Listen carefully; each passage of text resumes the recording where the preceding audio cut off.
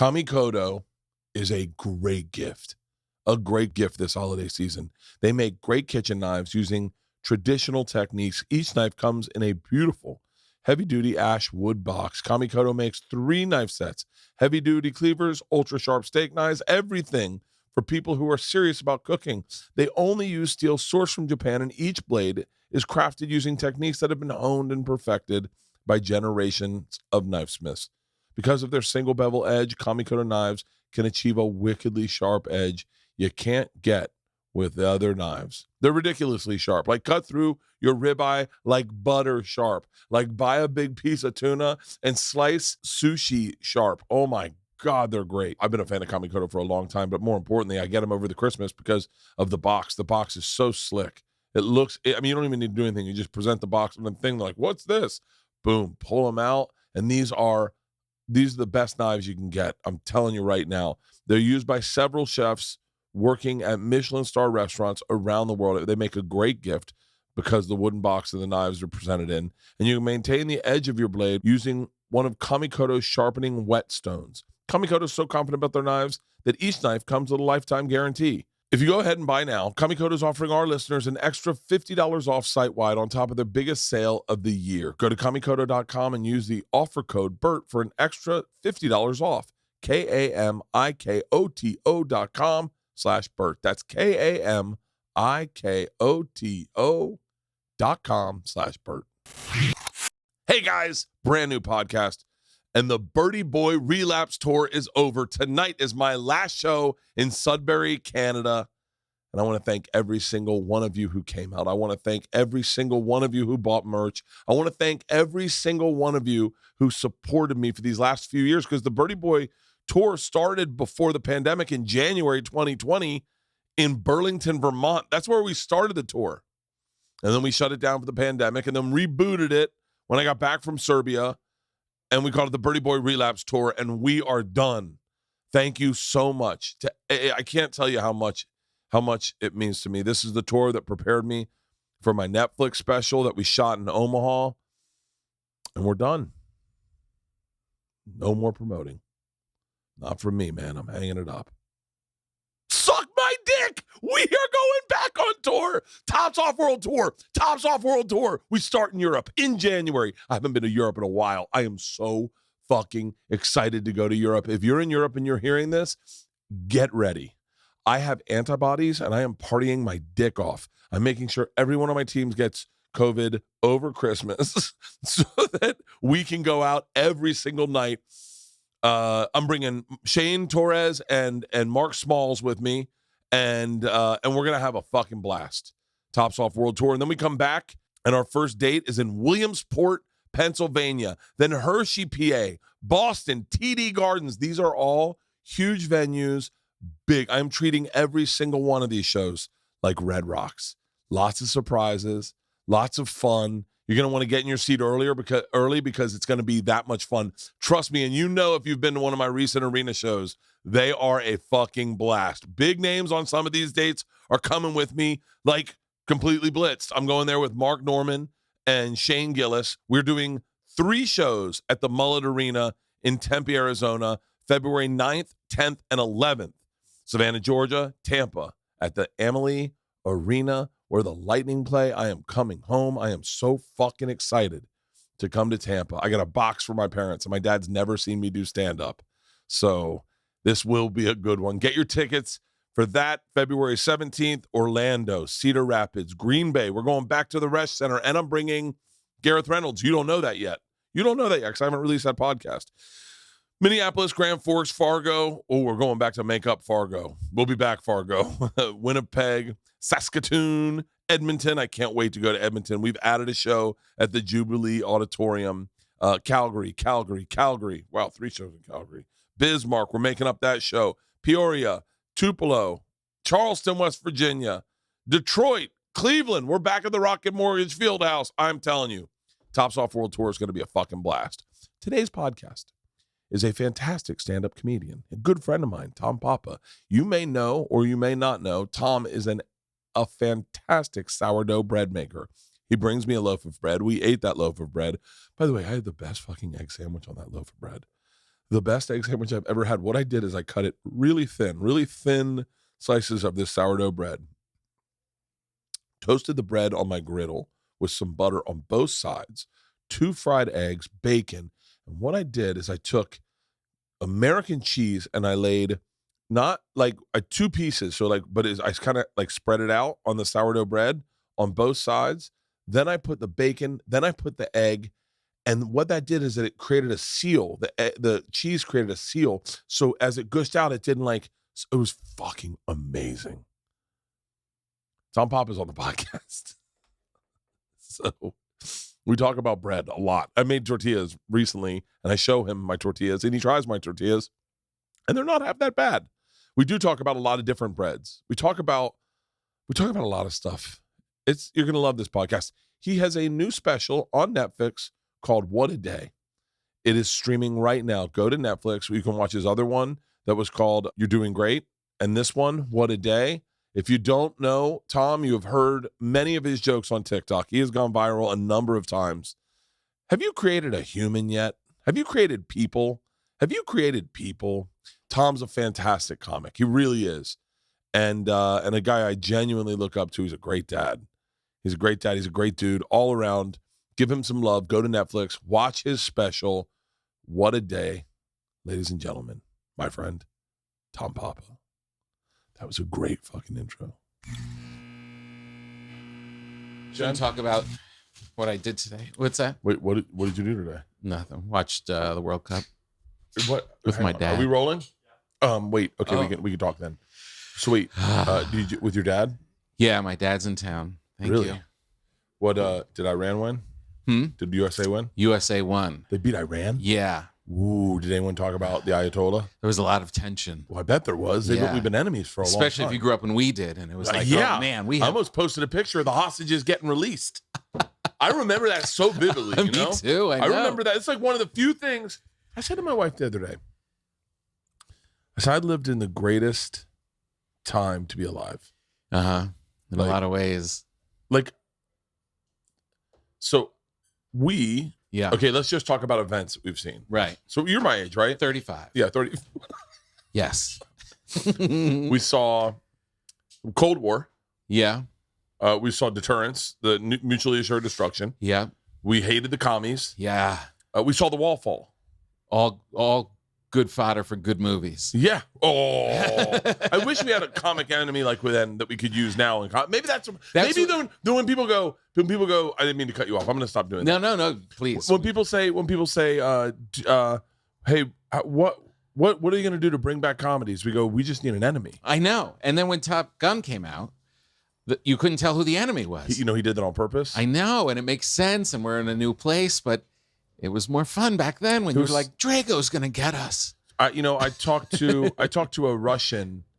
I want to say it was, I forget who it was. I want to say it was Eugene Merman. Uh-huh. But I think he grew up in Russia. Yeah, right. He's Russian. And so I had written in my book, I talked about what we thought of Russians when we were kids. And it was like, they wore gray wool clothes. Their shoes were made of wood. Like they didn't wipe their asses. Like that was the. All their food came from a can. Yeah. They had to wait in long lines, and their bread was stale. And they had like those little. They were still dressed like it was the 30s, and they're like, "Paper, please." Ooh, I wouldn't mind a coffee. Oh, thank you so much. I wouldn't mind a coffee. I have a business meeting tonight. You do? This. Yes. Is it an important one? It's about the movie. Oh, yeah. But it's casual. It's with wine and cigars and stuff. Oh, that's good. Yeah. So yeah, you don't want to be hammered going into that. I don't want to be hammered going into it, but I don't want to have too much coffee because then I'd start sharing all my marketing ideas. See, I wouldn't worry about that as much as then I'd be peeing the whole meeting. Oh, really? Yeah. I don't think about peeing. You don't? When I ran the LA coffee? When I ran the LA Marathon, I did not pee. I peed once. Really? And I drank a lot of fluids and I just sweat them all out. Where did you pee? In I think Eagle Rock. Just on the side of the street, yeah. Is that what people do? Yeah, well, it's so funny, dude. At the beginning of the LA Marathon, everyone you take off and then all of a sudden people run right to the bathroom and there's bathrooms and there's lines. Can you imagine starting off your LA marathon by going, I have to take a shit. That's terrible. I mean, there's the lines. You think there's a lot of number 2s going on? Oh, I think there's huge lines. Oh my God. So Huge there's only lines. one thing. Yeah. And what I did is, it's so funny. I have a little bit of OCD. And so I was like, I gotta shit. Once I get there, I gotta shit. Right. Like, 'cause I didn't shit. You wake up so early to go. You wake up like, I think like 5 in the morning, 4 in the morning. Yeah. And so I got there early to take a shit. Oh, really? And then I took a shit. I had a banana. I was like, I don't know what to eat because I didn't want to eat too much. Yeah. My body locks up when I leave my house. Oh, yeah? I used to think that I just don't poop on planes, but then I realized I don't think I poop till I come home. Oh, I shit on planes. You do? I've never, shit. not once. Really? Not once. Not once? Million miler. I've never jerked off on a plane. No. I've thought about it. Well, of course. Those long flights to Australia, you're like, this could break it up. Yeah. No, I've never pooped on a plane or masturbated on a plane. I had a day in Tallahassee where I shit at the stadium. I shit at a sports bar. No, I shit at a fraternity house, a sports bar, a stadium, and then I shit at Yanni's. I shit at the bar that everyone went out to that night. This is all in one day? And someone said to me, and someone said, you're really, like, I couldn't shit in public like that. And I was like, I actually enjoy it. Really? Like, if I go to back in the day, I haven't gone to McDonald's in forever, but if I go to McDonald's, yeah, I would wait until the end of the meal to go take a shit. And then be like, just as your encore? Yeah, like, yeah. Thank you, Jen. Thank you very much. Just dropping the mic. So wait, back to us living in the greatest generation ever, yes, right? Yes. So I love your studio, by the way. Oh, thank you. I was here when you were first cobbling it together. We're building a new one. Are you really? Yeah. And we were sitting outside. For real? We drank wine outside, and this was still being hammered together. Really? Yeah. We're building a new one. Leanne, we do the cooking show now, which I've got to have you on. Yeah, of course. I went home to get you the bread that I made you. Please, that's the only reason I had you on this podcast. I'm like, I was going to be a little late. You can feel it's still warm. Oh my God. Yeah. Oh, hey, Leanne, or Jennifer. Jennifer, can you do me a huge favor? Can you take this into Leanne right now? Let her know it's warm. And then can you pass me those tortillas? Tell her that I love her. I've been thinking about you all fucking weekend. Hold on. Let me finish my fucking statement, okay? So we have lived in the best generation. We saw the Iraq War. We saw 9/11. Yeah. We saw the pandemic. We saw them try to overthrow the Capitol. Why are all... Wait. I was with you in the beginning. Yeah. What is this part of the good list? When you think about all the shit you get to experience, right? Oh, okay. As a generation, right? You want to experience as much as possible to go. I lived through that. My parents got. Where were you when they shot JFK? Right. Right. We got Reagan. They shot Reagan. Right. Right. We had. You mean we had more? And the good thing is we didn't have like World War II. Like we didn't go through like a major high death tragedy. It fucked up a whole generation of men. Yeah. I mean, like my grandfather's generation stormed the beaches of Normandy. Yeah. And we're rationing at home. And I mean, people were just going and not coming back. Like we had a lot of cool things culturally too. Like, we were in the prime time of like running around as a free kid, just that freedom, just that joy. Okay. Then let's go take it there. So we got to ride our bikes with no care of anything. Yeah. We got to walk. Someone was like, we got to walk to stores. My mom would give like, here's $5. Go walk to the store, get yourself some candy, get a drink, and walk home. Or you found some money and didn't even tell your parents where you were. Yeah. And your parents had no clue that you were like, went to the store, got some Funyuns, went to the school, climbed on the roof, hung out there, made out in the woods, came back home. How you doing? Good. Yeah. That was it. We got our driver's license where they just go, so you can start driving now and put everyone in your car. Right. Like you can't do that now. They go, no, you can't. Gotta wait 1 year. Yeah. We got that. We got AIDS. That was the bad part. AIDS wasn't good. Yeah. AIDS wasn't good. AIDS kind of They changed it where I grew up in New Jersey. They changed the drinking age right as we were coming up. Like It was 18 for a long time, and when we were like 16, 17, they changed it to 21. That was our national tragedy. Oh my God. That forget World War II. This was pretty rough. That would fucking suck. We got well, we got to watch people get AIDS. Like Rock Hudson and Magic Johnson and Freddie Mercury. Like that was kind of like that. That was devastating. Was some of them, but yeah. I mean, wasn't a big Rock Hudson fan as a kid, but like I was like, Liberace got AIDS. It was brutal. Who else got? Arthur Ashe got AIDS. Brutal. My wife grew up in. She was a dancer. Two of my uncles got AIDS. Really? Or like uncles, like uncles. And it just like devastated, like Broadway, New York, Broadway.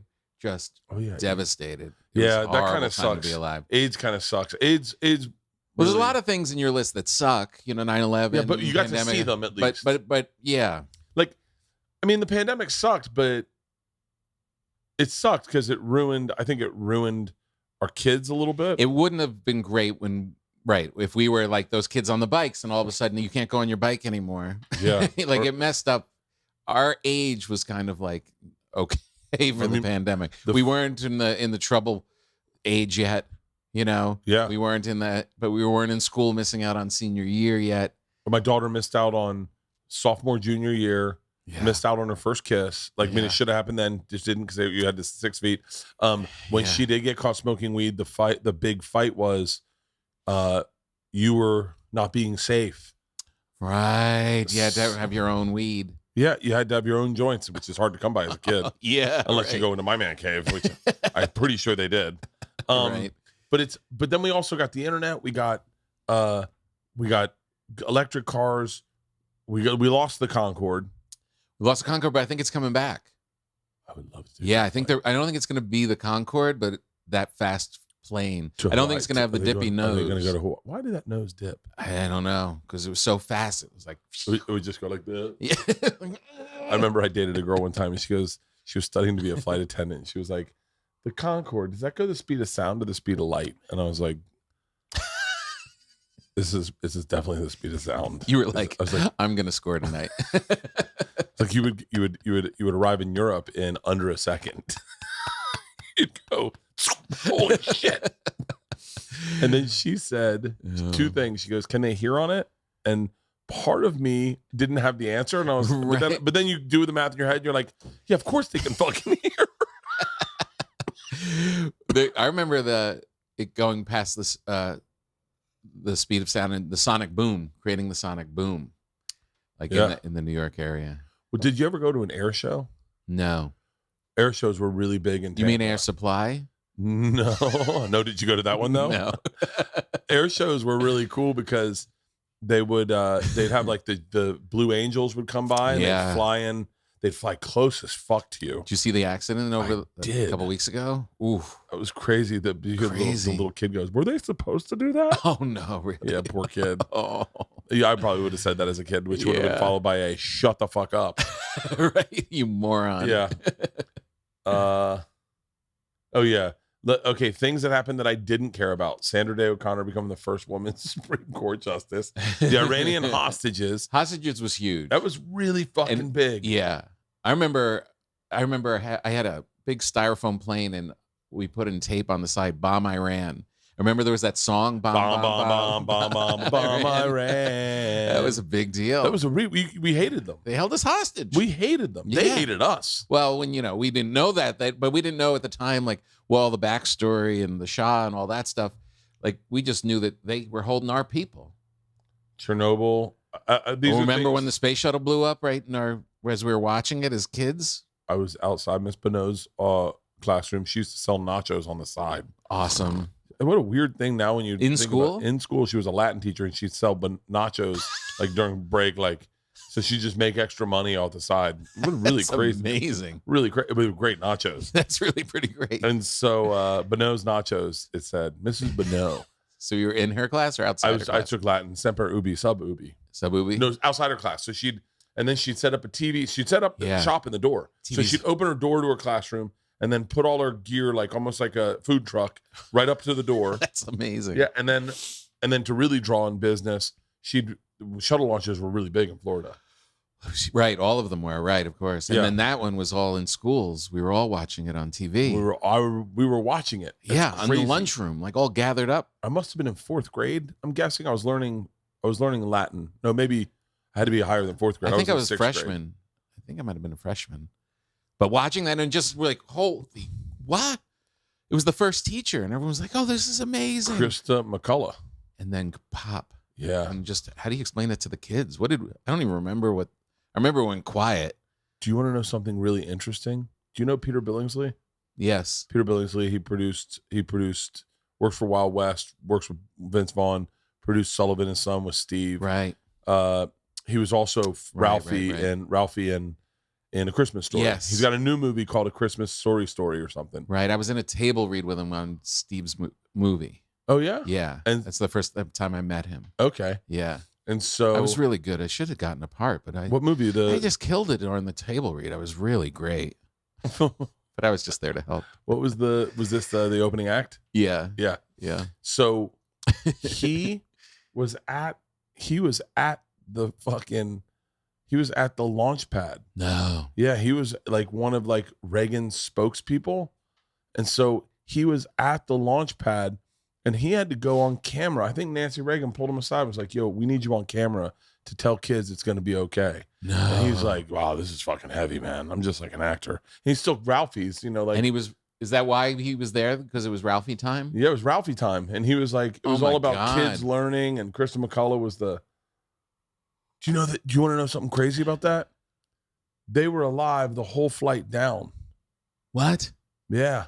No. There's a great documentary on Netflix about this. No. Yeah. Yeah, it's a great documentary and it has fucking Peter Billingsley and he talks about like he was there for the launch. He was there as like a celebrity to watch the launch.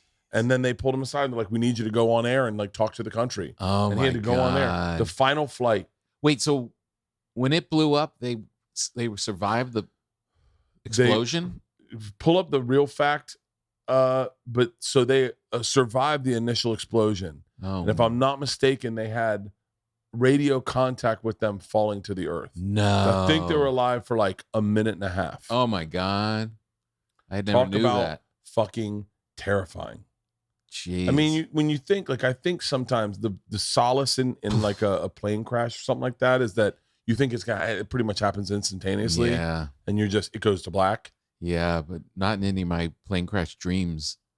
Never. Do you have those? Yeah. I have them all the time. Oh, the worst is when you're on a plane and you have it. I always get them where I'm like, if you're like sleeping, if I'm sleeping, something's trying to get in the side. Oh, they're cleaning. They're doing the yard.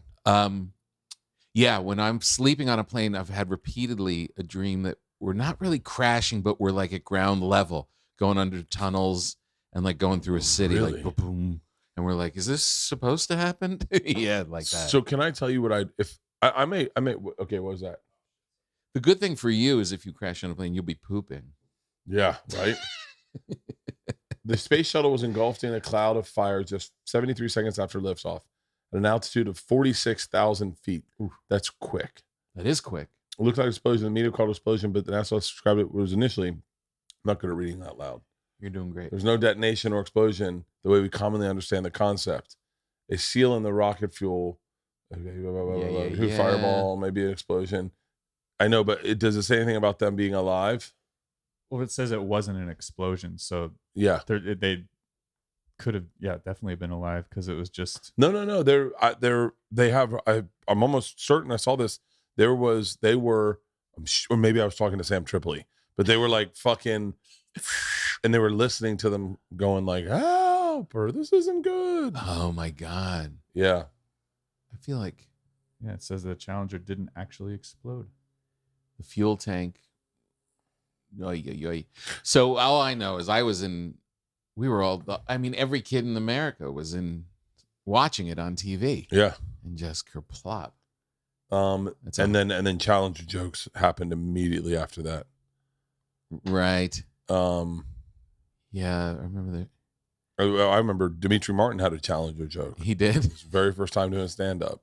He would read from his diary, and he would go, he was like, we're we're in Fort Lauderdale or Cape Canaveral for the shuttle launch. Timmy dared me to sneak in and mess with the shuttle. We'll see what happens. And then he flips it and he goes, oh, never mind. Oh, the Oklahoma.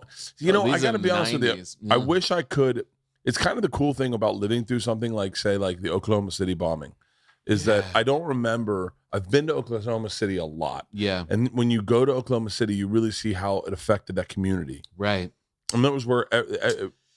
Yeah, I remember after 9/11, people saying that they were sorry to people who lived in New York. And it was, of course, a national tragedy, as Oklahoma was. Yeah. But there was something about it being in your town that made it yours, your tragedy on a greater level. Yeah. And have you played Oklahoma City? I have. There's a Helium there, I think. No. There's a Brick House Comedy. Brick House Comedy is in Oklahoma City. Yeah. And so I only know that because that's where Mickey Mantle's restaurant is. I think, oh, really? Yeah. I played Oklahoma City a lot, oddly enough. That's weird. And so we always go to the Oklahoma City. We always go to the Capitol building or whatever. Right. And it shows you just how devastating that explosion was. And you're like, oh, and then if you go to do a joke about it there, you always realize, oh, that is still not funny. Like they still have family members that right. Like they're still affected by it. Yeah. But what's interesting, I find, is that as someone who didn't like all this shit that happened in the 90s, I was in college, all of the 90s. So Ruby, go back to 90s, right where you were, go right back where you were. So Ruby Ridge, Waco, Monica Lewinsky, Bosnian genocide, Oklahoma, the LA riots is the only thing I followed. I'm being serious. So only thing I followed. So then all of a sudden, as an adult, I get to go. I do remember the Waco siege. We were in our fraternity house, and Matt Miller was like, "Dude, this is fucking crazy." Yeah, and it was before there were people in my fraternity before conspiracy theories who were like, "This is what's wrong with ATF," because ATF was really big in Florida. Right. They were up. Yeah, people were up against them. But now I get to watch documentaries on this and go, like it's kind of. You know what's the weird one I don't remember at all? What was that one with the cult, that Netflix special where they all wore Nikes? No, not that one. The Wild Country. Yeah, what was that cult called? That was the one. Yeah, did you ever see that documentary? No. And that happened during that same time. I have no recollection of it. They took over a whole town. No. You never saw this doc? You no, got. Oh, it's so good. Wild Country. It's so good. I saw Wild Wild West. Yeah, there's the guy. Thing? Oh, that's the guy? Yeah, that's the guy. And then the woman is the one who like kind of ran the show for him. And they like took over like a whole town in like Oregon or Washington. Oregon, yeah. You got to watch this trailer. It's one of the best trailers to a documentary I've ever seen in my life. Everybody felt they were there at the beginning of the great experiment. Doesn't make you a bad person. I would love to start a cult. It seems like it would be easy, doesn't it? I mean, if this guy can fucking do it, I have a following. I know exactly. Like, I put out good content, and I'm not trying to fuck your wife. Right. Like, if you were to just like tweak it a little bit. How would you start your cult? First of all, what would you name it? Oh, Papa Nishi's. Isn't it crazy that happened? Like I have no memory of that happening. That's a huge story. Well, that had to happen in the 70s, I'm guessing. I think they showed Reagan, so late 80s. Let's see. Wild Country, Rajnishi. Yeah, that was insane. But yeah, I whenever I watch it, I'm like, it seems like it's so easy to start a cult. I know. And you get hot chicks. Yeah. And you just need a couple like inner circle ones, and then they spread your influence to the next ones. Do you think you and your wife could agree that much on something? Oh, you think my wife's involved? Well, you have to. I mean, that's the point. Is like these guys get their wives in. Like it's like honestly, the same guys who can convince their wives to build a small home, a tiny home, are the same guys who convince their wives to go into a fucking cult. Because I look at that and I go, how did you ever? What kind of backbone does this woman have that because it's always the man is like, yeah, We're getting off the grid. No television, no nothing. And then you see like an attractive woman going, it's his dream, you know? I've always wanted a farm. I've wanted a goat. And then they're like, yeah. Building Off the Grid's one of my favorite fucking shows ever. Never seen it. Oh, it's on HGTV, Right. DIY. Right. Building Off the Grid. Uh-huh. And they always make tiny homes. Oh God. Robert Kelly has a tiny home. I know. The biggest friend we have. That's why God, you got me. The biggest friend we have is in the tiniest home. I think they were all tiny homes to him for a period. I think if you saw that picture of his home without him in it, it's a regular home. Yeah, it's a regular home. But when he stands in front of his home, it's a tiny home. Have you seen how much weight Billy Gardell's lost? Yes. That's fucking crazy. I know. He doesn't even look like the same person. No, I know. But did he do surgery? I don't think he did surgery, did he? No, spin class. What? No, it's surgery. It's okay. I totally bought it because I spin. It's funny that what were you gonna say? No, I was just gonna say. Hey, will you turn the air on? It's hot as shit in here again. Something happened all of a sudden. Yeah. As soon as the guy hit the side of the building, it got hot. We might be on fire. Yeah. What if we are on fire? That would be a fucking great. If we could just, that'd be a good podcast. You light a room on fire. It'd be a good way out. This show is sponsored by BetterHelp. This holiday season, do something special for a special person in your life. You give yourself a gift to raise your spirits, and not just for the day. The holidays can be a really tough time. Between making family dynamics, racing from thing to thing, and braving the cold, dark weather, it's normal to feel down. Having someone to talk to about how you're feeling and what you can do about it is truly a gift. It's more important than you think to take some time, maybe in the morning like I do, write in your journal, and then take those notes into a therapy session. Talk to someone about what you're going through, what you're feeling, what's bothering you. It can really change. I've been doing online therapy exclusively. I only do online therapy. It's so much easier for my life. And it really is. I find it to be less expensive, and I don't have to wait in traffic. I don't have to wait in my car. I don't have to sit in my car all day. I don't have to wait in a waiting room. It's fantastic. As the world's largest therapy service, BetterHelp has matched 3 million people with professionally licensed and vetted therapists, 100% online. Plus, it's affordable. I told you, just fill out a brief questionnaire to match. In my read, did I just go, I told you? Oh, no wonder I'm in therapy, right? Just fill out a brief questionnaire to match with the therapist. If things aren't clicking, you can easily switch to a new therapist anytime. It couldn't be simpler.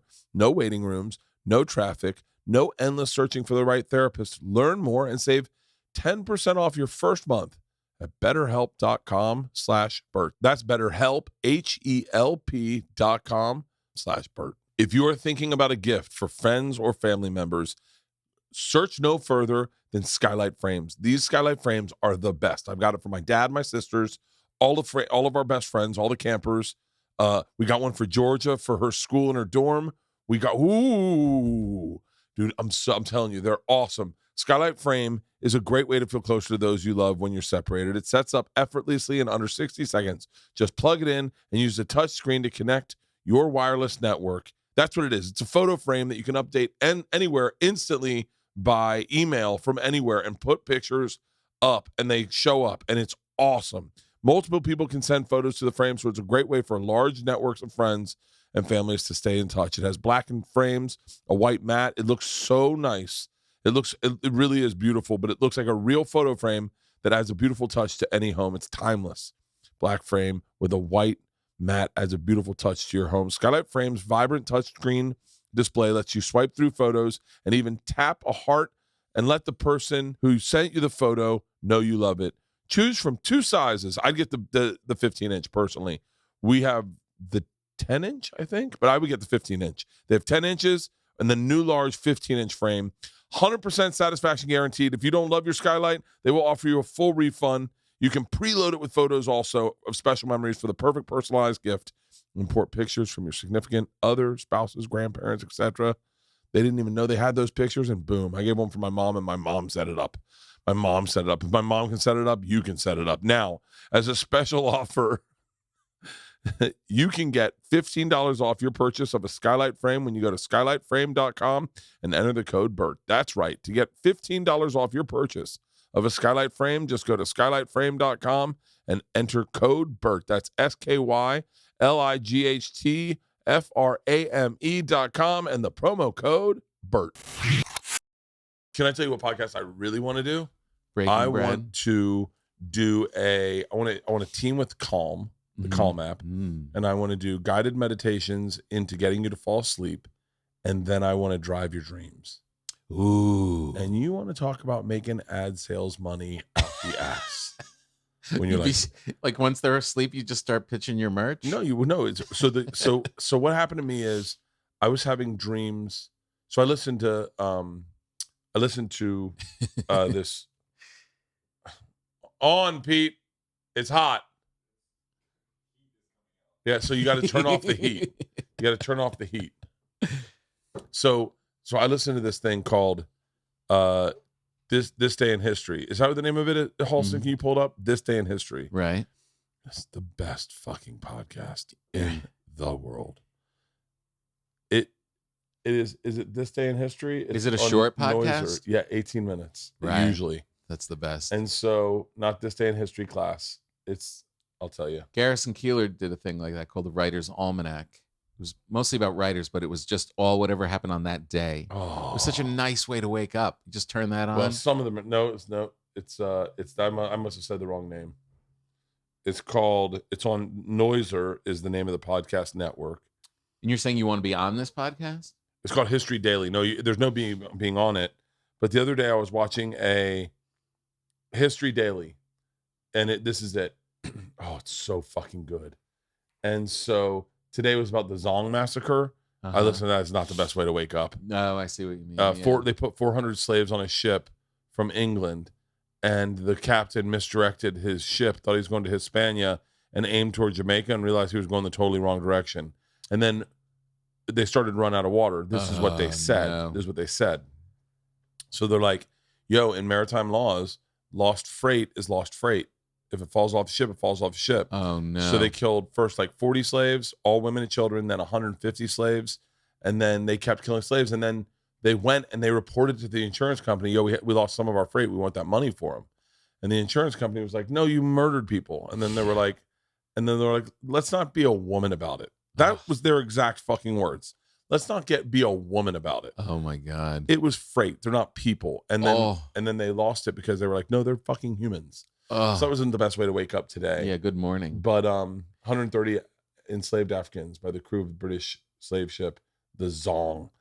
And based in Liverpool. But so what I did the other day, it was about the French Revolution, and about this guy who, some scientist in the French Revolution. But regardless, what happens when I listen to this, it'll seep into my dreams, and then I show up in the French Revolution. Right. And so that's what So you listen to it before bed, you mean? If you listen, I listen to it while I sleep. So what's great is it's History Daily. So they've got fucking 365 of these. Right. So what I do is I go back like 6 months, hit play when I'm laying in bed, I fall asleep, and then it plays throughout the night. And it's what I always think about that, because whatever I hear last before I go to bed, it's on my mind. And especially if you're like on the verge when you get up to pee or something, you're thinking about it. It's like it's present right there. Yeah. And I watched your story like a couple days ago, like right after the holidays, like leading up, maybe right after Thanksgiving. Yeah. And you had a lot of story posts that night. Yeah. So I watched, and I just let it roll. I just watched all of it, and you were in my sleep, just like you're saying. Are you serious? I swear to God. See, we were literally sitting there with each other, like at one point we were sitting down and going, wait, is it my podcast or your podcast? Let's do your podcast, then we'll do my podcast. You want to do them both today? Yeah, I think we can do it. Do we have wine? Do we have anything to eat? That's fucking. By the way, I got to open a door or something. I'm so fucking hot. I'm so fucking hot. What is happening? Pete, I'm gonna get up. Are we on fire? I think we're on fire. Hot. The heat is on. It's definitely on. Let me show you how to change it. Bert is. He is. Last time I was here, we sat outside, and I was really complimentary about how it opened up inside. And now I'm wishing we were back outside because we might be on fire. Maybe they didn't put air conditioning in it. I mean, it's actually smoky. I mean, it's so fucking hot in here. I'm just feeling some coolness now. It's I just turned. It was the heat was on in that room. Those fucking is it Ring or Nest cams? Nest. They're they have the automated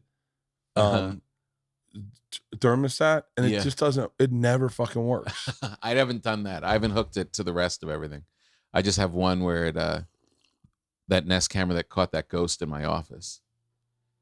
I saw that. What? But wait, so you take people into dreams, right? You calm them down, you get them to go to sleep. Yeah. You do like hypnotizing almost. It's present. And then you take them on a guided dream. Like you go like, all right, we're in. We're going to gear you up because we're fighting dragons tonight. Let's go down to the wizard and see what he has for you. We're walking down the stairs. They're beautiful stairs, cobblestone stairs. The wizard's ready for you. But first, he wants you to have a Diet Coke. Grab a Diet Coke. They're refreshing. They're always refreshing. And then you're in people's dreams. Yeah, I saw doing like product placement in your dreams. So what was this? This was the first time I had a Nest camera. And I set it up, and it was in like towards that's my office. And I went to Denver. I was like backstage at Comedy Works, and I got the alert on my phone. I'd never gotten that before. I was like, "Oh, this is how Nest works. This is cool." And I looked, and my dog was like running in the office. And I said to my opening act, I said, what a cool beginning to a horror movie. You're on the road, you get an alert from Nest, and there's some guy looking back in your camera. Yeah. And that starts the horror movie. And you tell your wife to get out of there. And just as I said that, bling, it comes back, it hits me again. And that image came up, which it looks like a guy in a trench coat. Yeah. Like standing in my office. And I called my wife immediately. I'm like, who's in my office? She's like, there's no one. It's me and your daughter and the dog. And we're in the kitchen. Yeah. What are you saying? I'm like, check this out. Go look. And she went and checked it out. And like where this office is, there's no way to get like a reflection from the street. There's like no reason. So I can only assume that it's a ghost. Wow. Yeah. Have you never had anyone break into your house? No. Because that is the scary part. Oh, yeah? Well, yeah, we had 2 dudes break into this house. What? When we were in the other house, we had this house. We hadn't built the main house. We just had built this house. And it was right around Christmas because Tom and I were doing a live show. It was still during the pandemic. We were doing a live show with Warren Sapp for the Super Bowl. Oh, no, we were doing a New Year's Eve show. Right. Maybe. Right. And you get an alert. There's someone in your. Well, first of all, our alarm went off, and then we get an alert. There's someone in your thing, and you're watching the guy trying to look around, and then you can just go, all right, we called the cops. We're on our way, and then it speaks to them. I think. Jeez. And but fucking these 2 dickheads stole nothing. They got panicked. They stole nothing, and then I made a promo out of it, and we sold out our fucking. Yeah, we sold a ton of money. They made me so much fucking money, these 2 idiots. What did you do for the promo? Yeah, this is them. Oh, do you have audio on it? Here, put your headsets on. All right. This is them breaking into our house. Oh, my God. They're just like, yeah. What's he doing? Oh, and he's holding up your poster? BertKreischer. He's the one doing the live stream with Warren Sapp and Tom Stewart for the Super Bowl February 7th at 3:15 Eastern Time. $10.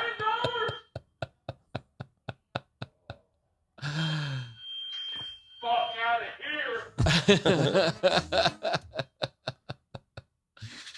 Oh, man. So I just turned it into a promo. Did they catch him? No, 500,000 views. The guys came over, 500,000 views. We sold a ton of tickets. Those fucking idiots broke into my house, and then I fucking turned it into a promo. You're amazing. Yeah. If you have any, you're the only one that would think to make that a promo. This is actually them walking into our fucking house. Jeez. Yeah. God. And then, yeah. I see. Yeah, and then I switched it to me. That's amazing. So they never caught him. No, actually, the police came over and they were like, they're like, we're not even going to try. And I was like, what? And they're like, it's a pandemic. Unless it's a violent crime, we don't really care. And I was like, what do you mean? Jeez. And the cops were fans. I ended up taking pictures with them. They're like, yeah, I mean, you're fine. And they're like, I go, well, what do I do if they do it again? And they're like, oh, just let them break in.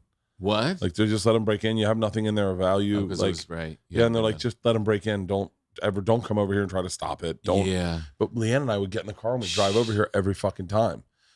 Leanne, you know what? Want to know what crazy? Leanne, George's car got stolen. Right. And Leanne low-jacked that bitch, found out where it was, drove to where it was, What? found the car, parked behind it, and waited for the perps to come out while she called the cops, and they drove out. What? Leanne's a fucking gangster. Then Leanne, because we have another set of keys, Leanne then just fucking gets in the car and drives it away. Leaves her car there, gets in the car, drives it away. No. Just fucking rolled. And then Leanne found a bunch of shit in there. The two idiots who stole it left their stuff in there too. Oh. And Leanne's like, I got them. I know who they are. I was like, we're not fucking with them, Leanne. Jesus Christ. Jeez, was it far from your house? Yeah, it was pretty far. Jeez. But What is she thinking? Leanne's a fucking, she's fearless, and but Leanne will also kill someone. Like, yeah. So we had a homeless guy. Say that so matter of fact. She would kill someone. No, but that's the way she was raised. It's Yeah. like you kill them and then drag them into your house. Right. Like that's the way Leanne's brain works. It's like, no, you shoot them outside, then you drag the body in, and then you clean up the blood that's dragging them in and let them bleed in your house. That's how you do it. It's like Ozarks. Yeah, Leanne's a fucking redneck. She one time we had a homeless guy trying to break into our house when we were renovating over at the old house, and I had a gun that was it was bear spray in it. Uh-huh. So it was like or not bear spray, but like pepper spray. Pepper spray. And so I had the gun in my hand, and the guy's trying to get over our little dog fence. Yeah. Priscilla, my old dog, was 140 pounds, is losing her mind, and the guy does not give a fuck. He's getting in to get our stove. He wants our stove. Uh-huh. It is dusk out. It is not even fucking, he's high out of his mind. Oh, God. And I come out and I'm like, what the fuck are you doing? Priscilla's losing her mind, going at him. He's like, come on, get the fuck out of here. And then I was like, dude, no, this isn't happening. I pulled the gun out and I said, get the fuck over. And he looked at me and he goes, oh, please shoot me. Whoa. And I realized at that moment, I do not have what it takes to kill somebody. Whoa. And Leanne goes, why didn't you hose them down? I was like, what? She goes, ain't no bullet. It's just pepper spray. Hose the bitch down. Call the cops. And so I did it. Georgia and Isla called the cops. Why do you think you didn't? Did you feel bad for him when he said that? For him, yeah. Just that he was I'm a bleeding heart liberal. Yeah. That's who I am. It's such a human level. I mean, I can't help it. It's like I'd love to have a strong stance against homeless people, but I understand it's mental illness. Yeah. And that hurting. there's a ton of them are vets. Yeah. And that they fucking signed up to go fight for our country. They came back to a country that didn't have any program set up for their PTSD. You got great companies doing great work to try to help them, but for the most part, they can't get everyone. No. And so like my heart breaks. I see the person in the homeless person. Brutal. I don't see the homeless so much as I see the person. So I couldn't hose them down. The pepper spray gun sounds kind of suspect because you pull that out and they pull out a real gun. You know what I mean? It's not the best. By the way, yeah. I have every weapon you could ever want. I have a taser gun. Right. I have. Do you have a shotgun? I have a shotgun. Yeah. I have a shotgun with buckshot in it. Buckshot's the one where you just gotta be in the neighborhood. Yeah. It just gets everything. Yeah. And then they have buckshot, and then they have replace your fucking wall shot, whatever that is. That shoots holes through things. Oh, right. And Leanne, when we got the gun, Leanne's like, you put one buckshot in to scare them, and then the rest are kill shots. And I was like, what? She was like, yeah, kill shots. I ain't gonna scare a guy twice. I'll scare him one time, but then I'm gonna kill him. Leanne has no problem, not one problem. Jeez. If someone broke into our house, I don't think she'd ever regret it either. I think she'd go, well, that's what you get. Right. That's why her family was like that. Like, yeah. Yeah. Is that why you gave her the bread immediately because you were afraid she might get she mad knew at you you? were coming over. And she was like, is he bringing bread? And I go, he's definitely bringing bread. so here, I got to talk to you about this. So I had a bread weekend this weekend. Ooh. I've been really into bread lately, like really into bread. Oh, yeah? Yeah, like I've been really into bread. In like good bread or any bread or? We had this guy come over and he brought his own loaves Mhm. and they were small, but I was like, there's something very, very different between that and white bread. Oh, yeah. There's the texture, the taste is different. Even the texture of the inside of the bread on your tongue tastes different. Yeah. And the girls were here. George came down with all their friends. Yeah. They all stayed here. And so I was making breakfast sandwiches and I got really into bread. So one day I wake up and I'm like, all right, I'm going to make tortillas. Uh-huh. Now, I don't know, and this is what I want to talk to you about. I don't know the science of bread. Mm-hmm. So I don't understand how bread works, how any dough works, which is I want to talk to you. Okay. But one of the things, so I don't know where you purchase lard at. Right. So I simply used the bacon grease from the bacon that I was using. Yeah, that works. I put it into flour. It's probably delicious. I put a quarter of a cup into 3 cups of flour and then 1 cup of warm water. I don't know why it's warm. I'm guessing to help break down the fat in the bacon, right, and help it spread around. I'm guessing. Yeah. A tablespoon and a half of salt. I used kosher salt, which I think might have been a mistake. Yeah. And it's then rough. And then I kneaded the fuck out of it. No yeast. No yeast. Well, you're gonna sample. Okay. No yeast. Oh, this is for the tortillas. Yeah. Got it. These are the tortillas. First and foremost, I will say it is extremely tough to make a round tortilla. It is very tough. I'm not really certain how they do it. I do not have one round tortilla. They have little tortilla pans that are round, so that'll help you. We can share that. It's pretty tough to get through one piece by yourself. It's like jerky.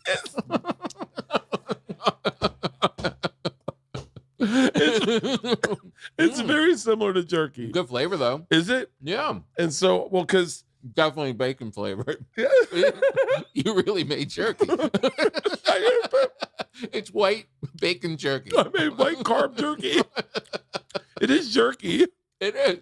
It's delicious though. It's not bad. I like it. Very difficult to make a burrito with. They don't fold very well. And they're so asymmetrical. You're gonna try and roll it, and it's gonna just break. Yeah, yeah. Someone told me I need to make chips with it. Really, you kind of stumbled on something with the bacon fat. Yeah, well, I have a whole fucking. I have a ton of it in there. I saved it. I cleaned it. I've fed it through a thing so that I could get all the shit out of it. It's good. It's not bad. No, I like it, but it is tough. It's a little tough. So, but it probably wasn't that tough first day, was it? Very tough first day too. It was. It actually loosened up a little bit. So what is the breakdown of bread? Like what is when you, because it said you need to let it rest for an hour. Mm-hmm. And I did, and it didn't move. Right. I mean, I was expecting it to be like, whoa, but it was it was still hard as a fucking rock. Right. I'm assuming if it raises, so the yeast is what makes it raise, right? Right. Rise. Probably fucking left yeast Yeah. out. Yeah, there's no yeast. Were you aiming to make tortillas? I was trying to make tortillas. You were trying to make tortillas. If I wouldn't could have it. So I was thinking, because I know you derive joy out of sourdough. Yeah. And I want to derive joy out of shit. Yeah. So Leanne makes biscuits. Oh. So Georgia comes home. She has all her friends here. They all go partying. They stay out until 4 in the fucking morning. Right. It's 10 in the morning, and Leanne's like, I'm gonna make biscuits for the girls. It's so nice. And so she makes amazing fucking biscuits. That's amazing. And then Georgia comes down and she's like, oh, biscuits. And then I was like, I can make breakfast sandwiches. She's like, no, Mom made biscuits. So I was like, fuck. Oh, you felt left out. So the next day I go, hey, don't make fucking biscuits. I'm making breakfast sandwiches. And she's like, well, I'm gonna make some biscuits just on the side in case they want them. And I was like, okay. So the girls come down. Steal the thunder. Yeah, take my thunder. And so, but I made amazing breakfast sandwiches. Amazing. Egg, bacon, egg, sausage, and avocado with a very little amount of cheese, which is, I think, how normal people eat. That's really... I have cheese pouring off the sides. I know. The cheese is really the thing. Oh, my God. Add arugula to it. And That's pretty good. Really? Yeah. Fresh arugula. Dijon mustard or ketchup? Dijon mustard all day Yeah, long. it's All so day good. long. You know, New Yorkers are ketchup and pepper. Yes. That's like a big That's New right. York thing. I know, it's too sweet. I'm not. Well, I had it Don't one like it. time down in Soho. I stayed at one of the hotels Mhm. in Soho that they put us at whenever we do stuff. Yeah. And there was a deli around the corner, and I said, can I get a breakfast sandwich? And they were like, yeah. And he just made it for me, and he put ketchup and black pepper on it, and I went, yeah. and it was really fucking good. It is good, but it's different. Dijon mustard on an egg sandwich. Oh, Dijon and the arugula is really pretty great. For real? Yeah. But flour, water, salt, and yeast are the only things you need in good bread. Really? Flour, water, salt, and yeast. So, And you're right. The kosher salt is a little too coarse. yeah. Because what you're doing is when you're first mixing that together, at first it's just the flour and the water. And the flour is soaking up all of the water. Mhm. And it's becoming pliable. It's becoming stretchy. And then when you add in your yeast, or in my case, like a sourdough starter, the yeast is like this gloopy thing. It's just yeast. That creates activity. That creates the airiness that's starting to make it rise and expand. So when you add a starter to it, your starter is in fact the yeast. Right, that's the yeast. And the starter, And that was natural yeast. Like that's how bread old started. school. Right. They didn't have like store-bought yeast thousands of years ago, but they were eating like your tortillas. There was always flatbreads, flat things like that. Okay. And then when somebody somehow realized that putting flour and water in a container, all of a sudden it would start to bubble. It became active. And what they didn't probably know at the time was that yeast that's flying around us went into that bowl and started munching on the flour and water mixture. Yeah. And it created this culture. It created this bacteria yeast culture. And so when they added that to their dough, all of a sudden, from your tortilla to a fluffy loaf. how great do you think fucking that first fluffy loaf was? It's never gone back. It's like the greatest invention. I mean, people talk about bread nonstop to this day. Yeah. Like the health of communities, whether they're prospering or not, is bread. Like this whole Ukraine thing of like a lot of the wheat comes from there, and people are freaking out that are we not going to be able to have wheat in the bread? It's like it's once they discovered it, there was no going back. It just made us better and happier and heartier. Are there bread guys that you go to? Like I know there's a San Francisco bread guy. I went to the one down by the wharf where they got the oldest starter I don't know, but like they go, this is it called a mother or something? Yeah, some people call it a mother, some people call it a starter. And so Leanne had a starter from Jerusalem. Oh yeah, from back in the day. Wow. And she got it from one of our friends is Orthodox Jew, and they brought over and they say, hey, we want you to have you might want this. It's really good. How do you add to your mother or your starter? You got to keep feeding it. So now in my refrigerator is a mason jar filled with, I've got 3 of them, and they're living things. It's like having a pet. It's like this living bacteria. So cool. So when I've been on the road so much, like up until now, like I'm just kind of like, I'm done for the year. Are you really? I'm Yeah. so jealous. I have 3 weeks. I have, like I went super hard up until the special, and then like 4 more weeks after that. And I was just like, all right, That's I'm the done. difference. Hold on. That's the difference Yeah. between a comic and a guy who does a special. Is a comic goes hard as fuck Right. before their special, and no one can ever wrap their head. I don't even need to talk about that. I want to talk about your special. Right. But wait, so how do you add to your yeast? So I was on the road so much, so I would only come home. My wife literally texted me and said, did you move out and not tell me? Because I was just gone so much. Yeah. And I would come in, I would only be there for a day, and it was kiss my wife and kids, say hello to the animals, and feed my starter because I had to keep it alive. Yeah. You can only live for about a week and a half without my care. What do you just put water on it? You take it out and you put it on the scale, and you add the equal amount flour and water to the mixture, and you're basically feeding it. And all the bacteria in there is like, oh, finally. Because if it doesn't have anything to eat, it starts eating itself and then turns into alcohol, and then it dies. Hold on. Yeah. Is this how we get alcohol? This is how we got, this is fermentation. This is how we get it, using different things, using barley or using grapes for wine. This is like Ruby it turns Ridge. into This is like hooch. Ruby Ridge to me. I remember hearing about this, but I didn't follow it. And now you're saying it to me, and I'm like, so wait, so Yeah, because like if you leave it, it turns into alcohol. It turns into hooch. They would call that hooch. There'll be a layer of alcohol on top of the, like when you're, if you've neglected it for long enough, it's gonna have this thing of alcohol on top, and you would get drunk off of it. So have you given people your starter? I have. And like what, and just been like, would you give them a little bit, and then Give them a little gotta bit, build? and then they just feed it, and it just grows, and then it's up to them to keep it alive. Wow. Yeah.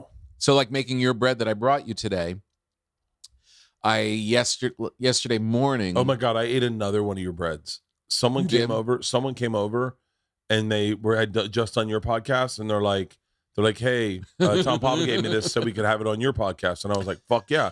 And I opened it up, and then they got up to leave, and it was on the table. And I was like, it's good seeing you. Thank you so much. Dude, it was it's so fucking good. It is really good. The flavor's really rich from that sourdough starter. You can manipulate. How much that. better are you today at bread than you were when you started? I'm a lot better at it. A lot better. Your bread, the one I gave you, was a little flat because I had to kind of rush it. We were away for the weekend with my parents and stuff, and so I had only had a day. I would like to have extended a little more. And so wait, what's the process of making your bread? So the structure of it, for the bread to come out really good, instead of kneading the hell out of it, this is no knead bread where you stretch and fold. What you're doing, you're stretching the dough and folding it on itself. And each time you're doing that, you're taking those gluten strands and stretching them out and then putting them back on each other. Like within that's gluten. That's the structure. Yeah. And the more you manipulate it, if you were to just knead it, you're just getting that to stronger and stronger. The gluten strands are resisting, and then you let it rest. And it just like forms like this little like architecture. And then you knead it again, and then it becomes even more firm. And that's where you get the like really good like the shape to it. Holes inside it and stuff. That's caused by water. That's caused by water. Really? Yeah. The more water, the more hydration you have, the more air pockets you'll have. That's what the holes are, air pockets. Oh, wow. But like when you say like, are you better at it? I am. But I think the reason I really love doing it, there's a lot of reasons, feeding my friends, all that kind of stuff. What's the coolest thing? It's the coolest thing you can do. It's really. Like, I had a friend try to whittle me. My buddy's like, I'm gonna take up a hobby. For your birthday, I'm gonna whittle you a bear, and I got this. Do you see this, Halston? Do you know who did this? Peter. You want to know the best part? He started with this. He started with this bear, and he started cramping because it was too small, and he's like, flip it over, as opposed to turning it and starting with a clean one. He just put a bear underneath he didn't even it. Whittle. He just drew a picture of a bear on it, and he dug out a little bit of the holes. Yeah, that's not going to be that satisfying. But it's a lot like comedy, Bert. Like, as good as you are at comedy, you've been doing it for a really long time.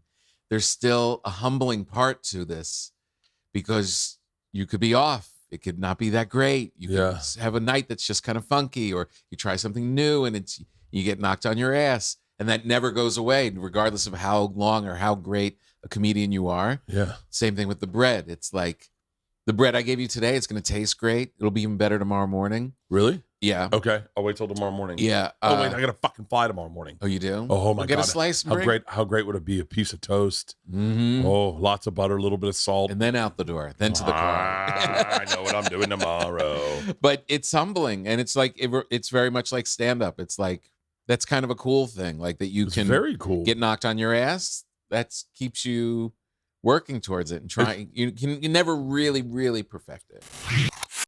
The holidays are here. Achieve gifting greatness when you give the gift of perfectly aged, tender, and delicious Omaha steaks. Omaha Steaks has put together a delicious selection of various gift packages to make shopping for the ones you love nice and easy. Go to omahasteaks.com and take advantage of 50% off site-wide.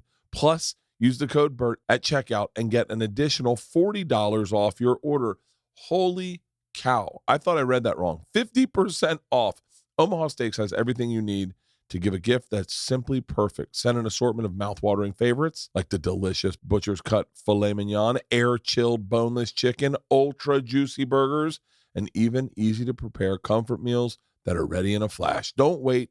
Order today and beat the shipping rush. Go to omahasteaks.com and use the promo code BERT at checkout. Omaha Steaks is a gift from the heart. It's the same gift my grandma used to give me when I lived in New York, and I loved it. A gift that will be remembered with every unforgettable bite. Order with complete confidence today, knowing that you're ordering the very best. Visit omahasteaks.com. Take advantage of 50% off site-wide, plus use the promo code BERT at checkout to get an extra $40 off your order. Minimum order may be required. We're coming up on the holidays, the happiest season, right? Well, let's be real. With the holiday travel, the stressing over family recipes, the politics that is brought up at the dinner table, getting the right gift for everyone on your list is one thing you do not need to worry about. In the spirit of giving, I'm giving you my go-to gift idea. Premium audio products from Raycon. Their wireless earbuds, headphones, and speakers offer premium sound using features almost custom, comfortable fit, and up to 54 hours of battery life. Anyone you gift them will use them right away. Whether they're using the speaker to start playing at a party in a living room or escape the party and completely use the earbuds for some much-needed Zen meditation. As a person gifting them, you got to love that they're starting at half the price of the other premium audio brands. I'm telling you right now, I have the wireless earbuds. I keep them on my treadmill. I have them by my bed. I have them in my bunk. And because at half the price, I can afford to get more pairs. And so I keep them everywhere, and they last forever. And they're so comfortable, you can fall asleep with them in your ear, and you don't even feel them. They literally, I'm going snowboarding next weekend in Alaska. That is what I take with me because all the other ones hurt. These slide in so quickly, so seamlessly, you can't feel them when you have a helmet on. Next month, Raycon will have a countdown to Christmas with a new pop-up flash deal that you can take advantage of every single day. You can find Raycons in stores like Kohl's or Walmart.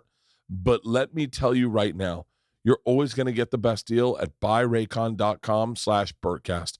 The Raycon website offers also free shipping, free returns, and buy now, pay later options. That's great. Plus 30-day happiness guaranteed. And for the next month, Raycon will have a countdown to Christmas with a new pop-up flash deal for you to take advantage of every single day. And from $12.13 to $12.20, you get free express shipping on orders over $85 when you use the code HOLIDAY. And by the way, you're going to get that. You're going to reach the $85 mark with just 2 pairs of everyday earbuds. Right now, go to buyraycon.com/Bertcast. Get 15% off site-wide with code HOLIDAY, plus free shipping. That's code HOLIDAY at buyraycon.com/Bertcast for 15% off your Raycon purchase. Buyraycon.com/Bertcast. Is there a reason you picked sourdough as opposed to just like? No. What types of breads are there? Are there lots of? There's lots of types of bread. I would love to be able to make croissants. Yeah, so would I. Is that really hard? It is hard because that's layering. You've got to create these different layers, butter and dough. What are they called? Not sheets. With a P. Is baguettes like open mic bread? No, baguettes are tough. For real? Yeah, they're really difficult. In a regular oven, they're really tough because you need a lot of steam and you need to be really good at shaping and then keeping that shape. Baguettes are no joke. To really do a good baguette. Tortillas are probably like open mic. Tortillas, no, I'm telling you, this is how I tell whether you, because I cook a lot also. Yeah. If they could say shit, they could, oh, that's so good, Bert. Yeah. Thank you for making this. But then you watch. Did they eat it all? If they couldn't stop eating it, you know you made something good. I couldn't stop eating your bacon tortilla jerky. My daughter wasn't a huge fan. It's good. Thank you. So then, okay. So like making a loaf of bread, pretty basic. So like sourdough is listed as its own thing because Yeah. you have that sourdough thing and it will create that taste. But you can make all of those breads. They all call for yeast. You could use a sourdough starter in all of those breads and it would still be technically a sourdough. But you can use other kinds of yeast and you're not manipulating the flavor of it. Like what I'm really into is that pumpernickel. Like that's my next thing that I really want to get into. Like those German dark, heavy breads. So what do you do with You those? need rye It's they're heavy rye. Look, see, made with ground rye and fermented with sourdough starter, slightly sweeter than rye bread. Ooh, I wouldn't mind getting into pumpernickels. Right? I kind of want a pumpernickel now. I know. And you put a little cream cheese on it. Mm. I want to. I literally, like, during the pandemic was just sit on my iPad and look at like German bakeries and bakeries in Copenhagen, because they make all of those kind of breads. And I really, some people like travel like for wine. Yeah. I want to travel for bread. No, okay. So like one of my favorite breads I've ever had. Oh, look at that. Is Vietnamese bread in Vietnam. Uh-huh. In Vietnam, it's very crispy, light, crispy, but very light. Like they make these egg sandwiches in Vietnam. It's the best egg sandwich I've ever had in my life. Really? I can tell you exactly where I was in Vietnam. If you're traveling to Vietnam, Yeah. it's on Ha Long Bay. It is. I'll tell you the exact address because I saved it. It was that good of a fucking piece of bread. Is their egg sandwich have different things on it? So, Tom, they make it in like a hot dog vending cart. So like like a hot dog, or like what they sell. Like what steamed? No. Oh. I mean, it's so unsanitary. It's sketchy as fuck. They're sketchy as fuck. Yeah. So no refrigeration. It looks like the stuff they sell fruit in, like on the side. Uh-huh. So the lady cuts it. See if you can type in egg sandwich Vietnam. The bread is looks like a football. Yeah. And so they cut it open, but they leave it's like a pocket. And then she goes under her thing and she gets 2 eggs out of just the bottom, and then puts them on a sterno in not a pan, in like a bowl, Right? Like a bowl, not a pan, a bowl. Yeah. And then cooks the 2 eggs in there over easy. Like just takes a bowl, has a glove on her hand, flips them in the bowl, and then slides them into the bread. So you have 2 eggs slide into the bread, little hot sauce, and then shaved pork, like shaved dried pork. Oh man! And sprinkles it in. Salty. And she gave me one, and I was like, "There's no way this is gonna be good." Well, because the bread is so airy and light, that when the egg breaks, it falls apart inside the bread, and the bread soaks it up immediately. So you're having, it's not. That's amazing. It looks more like. Yeah, it's you're is gonna that get similar to what you? No. It's that looks like a hero. It looks more almost. like the earlier ones. What did you type in? It looks like more like that top. Click that one. It looks more like that kind of bread. Right. Almost like a hot dog roll. So fucking good that I went. My mouth's watering. I know, mine too. My mouth's watering. I'm going to tell you the address I got it at, and then I went and got more of them. You did. I went and so I had one, and I was walking back to the boat. We were about to catch one of those quick boats down Ha Long Bay. And I went back and I said, "How many eggs do you have in here?" And I had our translator with us, and he's like, "She has like 15 eggs." I said, "I'll take them all." She went, "What?" I said, "Make all of them. I'll make them all. I'll be back. Just make them all, and then put them in a bag. I'll take them." And so she was like, "I'm done for the day." Yeah. And so she made all the sandwiches. Amazing. And then I brought them over to the crew, and I literally was like, this is before Instagram was really big, or I would have filmed it. Yeah. And I was like, just try it. And I would watch everyone go, I'm actually not hungry. And you go, well, just take a bite. And they'd be like, I don't like egg sandwiches. I go, just take a bite. And everyone would be like, oh my God, that's the best egg sandwich I've ever had in my life. And she would put just enough hot sauce. The amazing. Key about the problem when you have a personality like mine is everything has to be in excess. That's the only way I think I'll enjoy it. Yeah. But then sometimes a little bit of hot sauce goes so much further than I can't breathe, I'm sweating, and I feel like I'm going to shit my pants. Do you do the thing where you start to eat something that you like and you just start panicking, like you haven't even taken a bite and you are already panicking that it's not going to be enough? You know what I mean? Like, oh, fuck yeah. Like you're like, we had sushi last night and it was like, I've never once ordered food and looked around and goes, this looks like the right amount. I know, exactly. I know. I only stop because it's socially unacceptable. Yeah. Like if there's no getting full. Oh, I'm never fucking full. I'm sick to my stomach. Yeah. It's really just because I'm starting to get looks from other people. Yeah. I'm finding the fucking exact address of the place. That is an obsessive thing. I have a friend who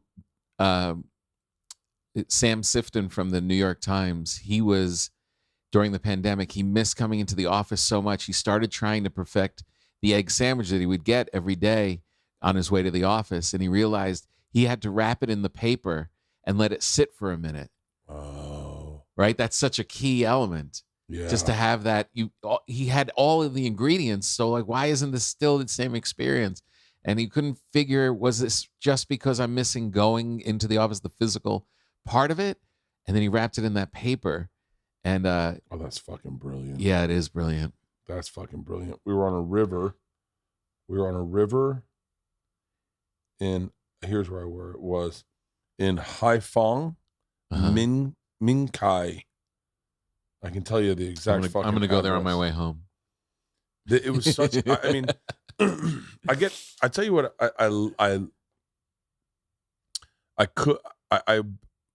I could get into that, but I get out of it. You know what we did? You know what we got, which is really great, is a pasta maker.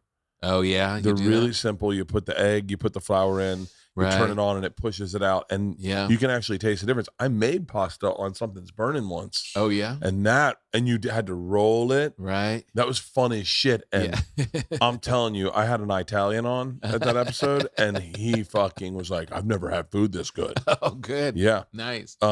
When you made the egg sandwiches the other day and your wife was doing side biscuits. Yeah.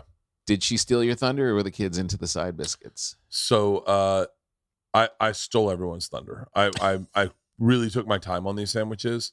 I murdered it. I murdered Nice. it. And then I brought out presentation wise. I brought them out on a big tray. Nice. I made 4. Uh-huh. And that was like my key because I wanted them to fight over them. Yeah. right. And then my dad got one. Nice. But when I cut them all in half. Right. And so all the girls had it. My Georgia's friend Daisy, she's been on, I think, Leanne's podcast. I think she's been on mine with Whitney. Uh-huh. And she's a PA for us when we do Fully Loaded. Right. She genuinely appreciates food. Like she's a fucking skinny kid, but she eats like a wolf. And she fucked this sandwich up. I mean, you put food in front of this kid and she's gonna be fat one day. It's gotta happen. Because she eats like a lunatic. Like a fucking lunatic. My go-to with the to get the kids on your side is when I have sourdough starter left. Like I made your bread and now I have a little left, like a cup's worth, like 2 cups worth left. You put that into a bowl the night before with buttermilk and flour, and you're starting that. It's kind of its own mother, and then you make sourdough waffles with it in the morning. That's Daisy to the left. That's Georgia to the right. Oh, okay. And there's Leanne. There's the old short one. Yeah. So wait. Have you ever seen them make English muffins? Yeah. And you fry it, right? Yeah. I've never tried it. I mean, I watch a lot of videos on, like, it's like, hey guys, today we're making mojo pork. And and the production's horrible. Yeah. But I watched the fucking whole thing. I know. Yeah. It's a little porny. But there's definitely that thing. Yeah, that's English muffins. Yeah. Those look. I almost gave up on my you have to sear them and then you bake them. Yeah, look, he's got the kernels. He's got the little nooks and crannies. But there's certain things. Don't you think there's certain things, like you say, like with the croissant, it's so much work to make like a croissant, again, make it really well. There's certain things in the world I'm just gonna buy. Yeah, you know what's so funny? I bought tortillas. They're perfectly round. They're stretchy as fuck. Like they don't fall apart. And they're fucking, I'm sure they're way less calories than this. Yeah. And it's like, I was like, yeah, why would I fucking. Yeah. Like, right. Why am I making this? Yeah. There's people out there spending their whole lives. Yeah. But Subway has perfected the fucking baguette. Right. I mean, that Subway bread, I remember the first time I went to Subway, first time, and I was like, wow, this smells great. That's, by the way, someone just said to me, one of the best smells you can smell. And I think it was Shane Gillis. No, I think it was Shane Torres. And he was like, someone making bread. Right. It's the greatest smell in the world. Yeah. And that's another part of why I'm in, like, filling my house with that. What's so cool it's such a cool thing. Like, it really is. Yeah. No, it really is. I mean, look, I wasn't looking. A friend told me how to do it. It sounded weird. And like the sourdough starter, I never knew what a starter was. Yeah. I was telling my family, my daughter got one started for me for Christmas. Really? Just off of that story. And then I just did it. I wasn't looking to get into this, you know? And then it just was so satisfying and it made everyone so happy. It feels good to give someone something and watch them go, Yeah. well, that's actually really good. You're Yeah. like, oh. Yeah, it's nice, you know? It really is. And like now, like when I tour and stuff, it's like people bring me bread backstage and stuff. I had a flight attendant on American Airlines come up after the flight. He was like, "How was the bread?" Ah, that's fucking great. Yeah, it's I made bone broth the other day. You did? Yeah, so From we've the been turkey? No, I didn't made turkey broth also. I made bone broth. We were in we had a fantastic chef, Bert Bachman. He's got a restaurant called Slab. We had him come over and he did a dinner for us. It was a birthday gift that one of my management company had given me. Oh, nice. So he brought over these amazing tomahawks, these Wagyu, A5 Wagyu from Snake River. Oh my like God. Just fucking, and he brought a ton. And there was so many leftovers and he gave us all the bones. Like he left the bones. He's like, there's still meat on the bones. So that night I'm drunk. I go in and I just load all the bones in a bowl and in a pot, big pot. And I start cooking the bones. And I throw an onion in. I throw a carrot in. I throw 2 cloves of garlic, 2 whole heads of garlic. Jeez. Did you know what you were doing? Or Did not know what I was doing at all. At all. I cook at all. And so little that I cook it all. It gets mushy as fuck. I throw 2 bay leaves in. It gets mushy as fuck. I take out the bones and then I just mash up everything. Like mash it up, thinking I think it was going to emulsify and get thick. Yeah. It did not. I then had to strain it. And then I was like, well, I'm going to see how my bone broth tastes. So we've been drinking bone broth on the road for health reasons. Right. My bone broth was amazing. It was? It was so fucking good. Really? And it was like, I mean, I gave some to the girls and they're like, whoa, I did not expect that. Wow. And then Does it make you stronger on the road? No, it's supposed to boost your immunity? No. What, can you see the benefits Help of you bone poop? broth? No. It's trick your Clear your pimples? brain into thinking that you ate, I guess. Oh, so you don't eat as much. So you have a bone broth in the morning. I mean, my trainer makes it with farm-fed butter. Good for digestion and gut health. Maybe anti-aging. Yeah. Yeah, that's why I do it. I made gut health. I made turkey broth also the next day. You did? And I have 6 jars of that. Jeez. Everyone drank my bone broth went the next morning. The next morning it was done, everyone had a cup of bone broth. Wow. Here's the key to bone broth. Take it. I know that everyone says let the fat emulsify into it. I'm not into that. I want to live forever. So I put it in the fridge and let the fat get on top, and then I tear it off. Oh, smart. So you get a little fat, but not the fucking mother load of fat. You want to live forever? Yep. Yeah. Me That's too. all I want. Me too. What do you do? Are you lifting weights? Yeah. Are you really? Yeah. That's the Rogan mentality. I know. I always feel like it's so funny. You get around Joe and you're like, I've been doing push-ups. It's like he makes you want to talk about it, but then as soon as you do, you feel so stupid. Well, we did 100 push-ups a day for Sober October. Yeah. And I will tell you this. Number one, I definitely, well, I can do Push-ups more. are hard. I can do more push-ups than I've ever been able to do. But more importantly, I notice. Well, I think you notice the difference in my special because my shoulders look a little better at certain angles. My chest doesn't look like it's falling apart. Like it. Right. There was a period where my chest just looked like it was falling apart. Yeah. And so that is one of the things. I don't want to have like I call it like a beach bar bouncer tits. Yeah. Like I want to have I just want to look okay. God, that's such another level because you're literally like, I mean, you're showing it all. Yeah.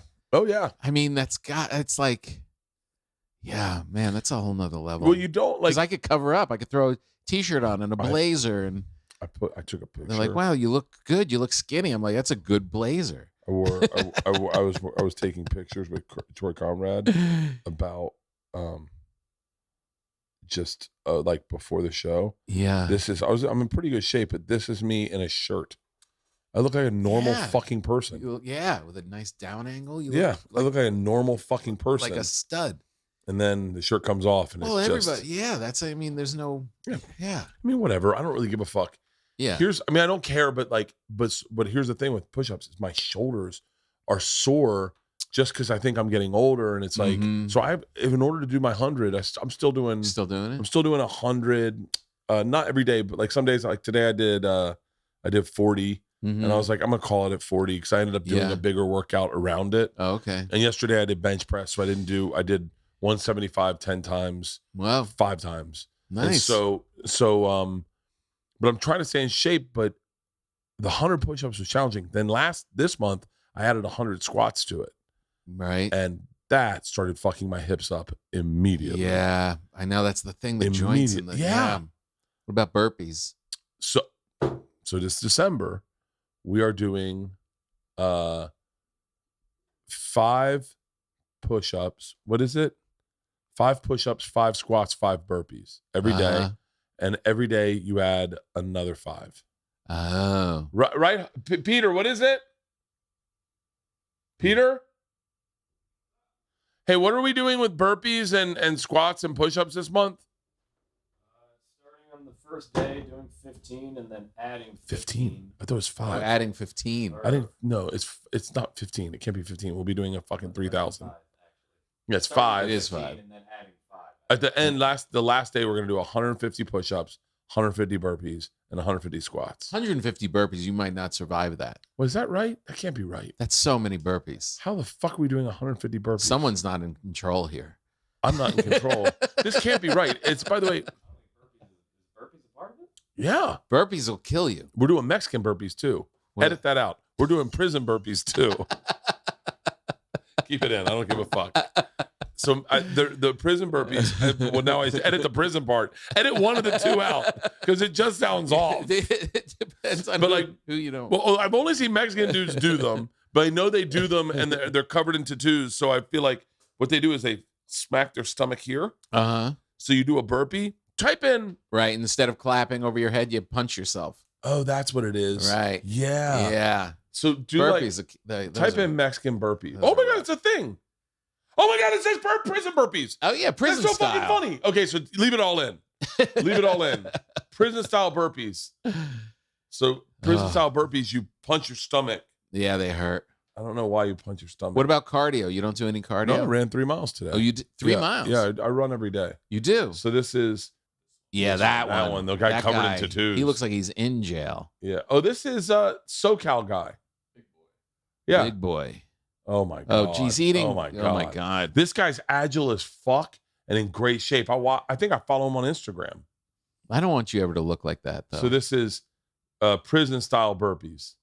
So just scoop forward. So they go like, see him hit him stomach and then go up and then go. Oh yeah. They punch themselves in the stomach. And you just pose at the end. Boom. Boom. Yeah, and then you And then you look around like, yeah, that's right. I did what's it. up, motherfuckers? Yeah, there's no jumping. I don't know why you punch yourself in the stomach. Because that's badass. That is You're like, kinda yeah, I badass. punched myself. You want to mess with this? And then he does the burpee, and then he's back up and he's just looking at everybody. Look at the front of his shoes. That By the way, guy's he's very agile. he is. He's doing these in cons. Yeah. He's agile and Yeah. he's What's this one? gigantic. Is this him doing faster? Oh, Do you fuck think there's off. Bert? Do you think there's anything to the punching yourself, or is that just a style thing? I think it's just so you look tough. yeah, Because so you look good. Chet Hanks was the first guy. Hayes Hanks? What's his name?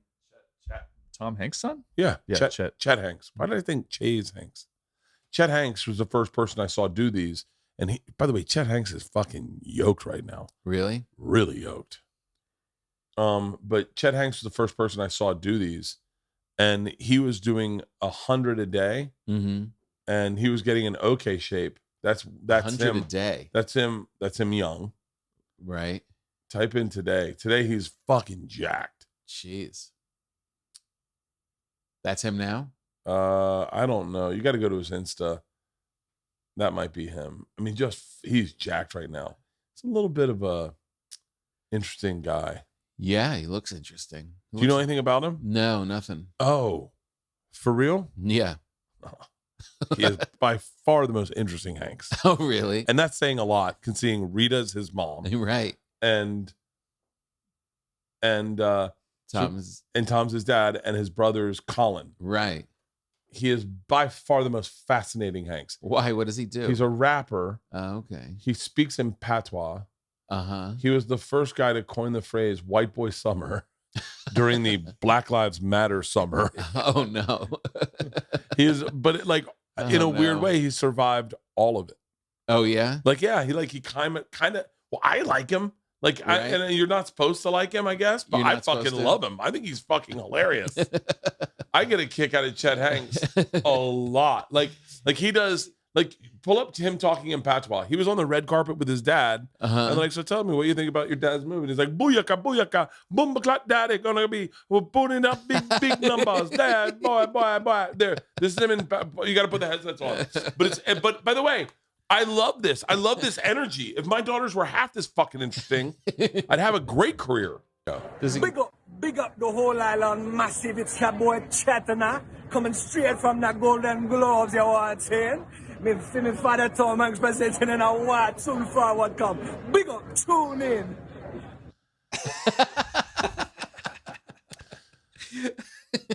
Dear chat, I want to say this. If you could do a celebrity sleepaway camp so we can send our kids to you and then you can straighten them out. I'm so tired of my daughters not enjoying that I am on fucking Netflix. Doing anything. They have no interest in sharing in my celebrity, but you seem to be fucking loving it. Yeah. So take my daughters. We're going to start with Georgia. And I just want, so he gets along with his dad? His dad loves him. That's It's great. his dad. That's great. It's his dad. You're going to always love your kid. He's not on drugs. Yeah. He's sober. He doesn't do fucking. I mean, look, there's some kids out there, some celebrity kids that are fucked up. Yeah, yeah. He's just an interesting fucking He dude. just comes in his own little package. Yeah. And he's like, Does he make stuff? oh, no, I don't think so. Music. He makes music. He makes music. Makes music. Mhm. He's just fucking, and I love he's tatted up, but he's Yeah. like, doing his I own watched thing. him. He got into a fight with his girlfriend. His girlfriend Say I'm fucked assaulted herself and then tried to blame it on him with cameras around. Yeah, and he was bleeding. He was No. bleeding, and you're like, and that's when you fall in love with Chet Jeez. Hanks because you go, because you. I hope this comes out right. I hope Chet's watching this, and I hope he understands that I'm a fan. Right. But you see the sincerity in his character Mm-hmm. throughout all of this is that Right. his dad is the most famous fucking actor in the world. Yeah. I used to have a joke about, I go, do you think Tom Hanks, like I remember having to listen to the girls talk about softball practice, and I had just performed in my first arena. And I was like, are we going to address the fact that, like, I don't give a fuck about softball. I was in an arena last night. And they're like, and Leanne's like, hey, George got a base hit. And I was like, I don't give a fuck about a base hit. And I was like, and I used to say, do you think like it was hard for Tom Hanks? And he was like, I lost 70 pounds. The fuck are we talking about waffles for? I'm on a dime. I have a movie coming out. Let's fucking focus on daddy. You want to go to my Oscar Yeah, room? yeah. And so I think that's how the sausage is made. Is that's what happens. Yeah. When we got the best parts of Tom Hanks. Right. I mean, we did. Tom Hanks is like my dad. Yeah. I saw him in Bosom Buddies. Right, exactly. I saw him. I mean, all the Yeah. great pull up Tom Hanks movies. Gump, Apollo, Forrest Gump, Apollo 13, Philadelphia. Philadelphia. He made AIDS accessible. Green Mile. Oh, Green Mile. What's the one where he's Sully. Redemption Road, or the one where he's the fucking gangster? He's gotten so Castaway. Come on, Castaway. Castaway's Woody fucking and Toy amazing. Story. Woody, of course. There's no crying What's your in favorite? baseball. Big. Oh yeah. I mean, we got all of that, Da right? Vinci Code. Road to Perdition. He's really good in that. He's our Mother Teresa. Yeah. he's I heard the Mother best. Teresa was a little bit of a cunt. Okay, and that's what I heard. My cousin met her.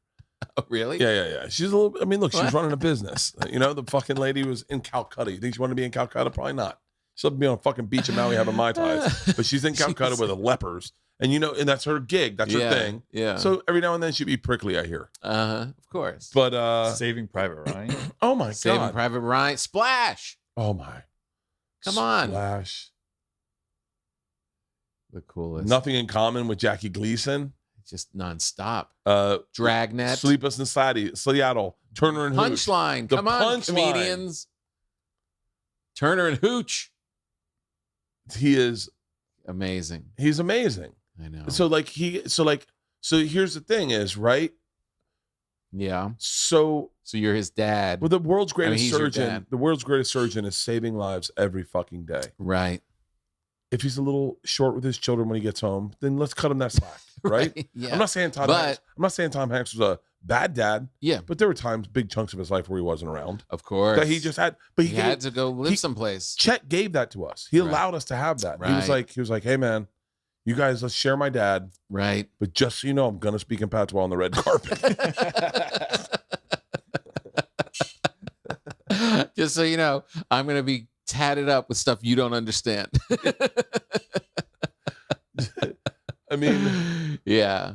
That's another good reason of the time that we grew up in. Big, you know, we got to go on the Tom Hanks ride. It's like being a Yankee fan and having Jeter go through. You got to have Jeter. Okay. Like, that's a special time. Okay. Could you argue? That's a great fucking point. We got Hanks. Did we get the greatest movie stars of all time? Well, let's talk about my daughter's generation. So who are the big movie stars right now?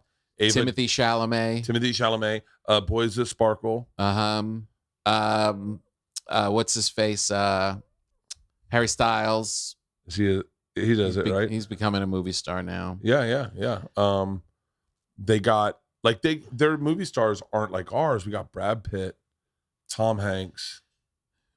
I mean, Jack Nicholson, Al Pacino, Robert De Niro, Tom Cruise, Matt Damon, Denzel Washington, Oscar Isaac. Who's Oscar Isaac? I know him. Denzel Washington. Come on. Tom Hardy's fucking awesome. Oscar Meryl Isaac. Streep. Come on, dude. Okay, the greatest of the greats. So, is there a website that compares? Don't go to Oscar Isaac. I think I know who he is. He slept with my cousin's girlfriend. What generation? We got the best generation of movie stars. Yeah, that is pretty great. I mean, because if you go before us, and you get the Jimmy Stewarts, but that's Betty Davis, John Wayne's. Oh yeah, you know what I mean, like. But then the difference Gregory is Peck. Oh wow.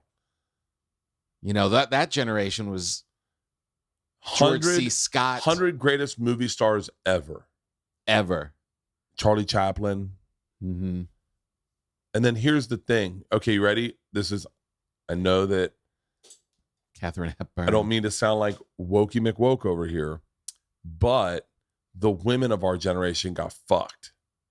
Think of how many great, beautiful, starring women just did like a role or two and then got phased out because they were women and Hollywood was just tearing through them. Yeah. Because this generation of women have more of a voice. So there will be bigger female movie stars starting 3 years ago, 4 years ago. It's an interesting point because like when you do like Betty Davis and Katharine Hepburn, I mean, there's not the huge number, but they went deep into a career. You know what I mean? They went for a long time. Yeah. You're right. It's like during our time, it was like they kind of, if you were close to 40, they were done with you. These are all men. They're all men. They're Marilyn Monroe. But look at that. I mean, that level of like Robert Mitchum, Burt Lancaster, Kirk Douglas, William Holden, those guys, that was a whole different level. Peter Sellers. We didn't even mention Clint Eastwood. Like there was a level of actors that came out of the war, out of that second, like those guys were Steve McQueen, like a different level of masculine leading men. All right. Put a lady born around Brando. Who would be like? We didn't have Brando, really. We didn't have Brando. He was. Well, we did. We had him on we had the chubby Island version. of Mr. Dr. Moreau. Yeah. Apocalypse Now, we had him kind of, but he was not really ours, right? Godfather, we had him. Oh Yeah, we yeah. had him in The Godfather. Yeah, come on. Ingrid Bergman. I guess it kind of bleeds over. Can I tell you who the most beautiful woman? Audrey Hepburn. Can I tell you? I would like to see a movie with Audrey Hepburn Mm-hmm. and Brad Pitt. There's a movie I think with Audrey Hepburn and Humphrey Bogart. It's kind of inappropriate. It looks like he's an old dude dating a young girl. Judy Garland, Jodie Foster, Oh yeah. Ingrid Bergman, Kate Blanchett is Grace my. Kelly. Oh Kate, my God. I'm just putting this out there. Uh-huh. I've never cheated on my wife. I have no plans of cheating on my wife. Mm-hmm. However, Kate Blanchett, Mm-hmm. if you step to me Mm-hmm. when I've had a couple cocktails in me, I'm sure that's when she's going to want to do when it. I'm in Europe. When I'm in Europe, how old is she? Is she age appropriate? Yes. Is she my age? She's Probably way older. No. Kate Kate Blanchett. Blanchett's my age. I'm putting Kate Blanchett at 54. I'm gonna say 50. 53. 53. Kate Blanchett, if you step to me at a pub in England this January and you try to kiss me, I will kiss you back. I will kiss you back. Oh, I'm sure. And I will take the charge at kissing Kate Blanchett. I will take the charge. I will deal with it at home. I will deal with it at home. She is so fucking beautiful. She is She is so fucking beautiful. glad that she got that offer. Do you think Kate Blanchett's attracted to me at all? No.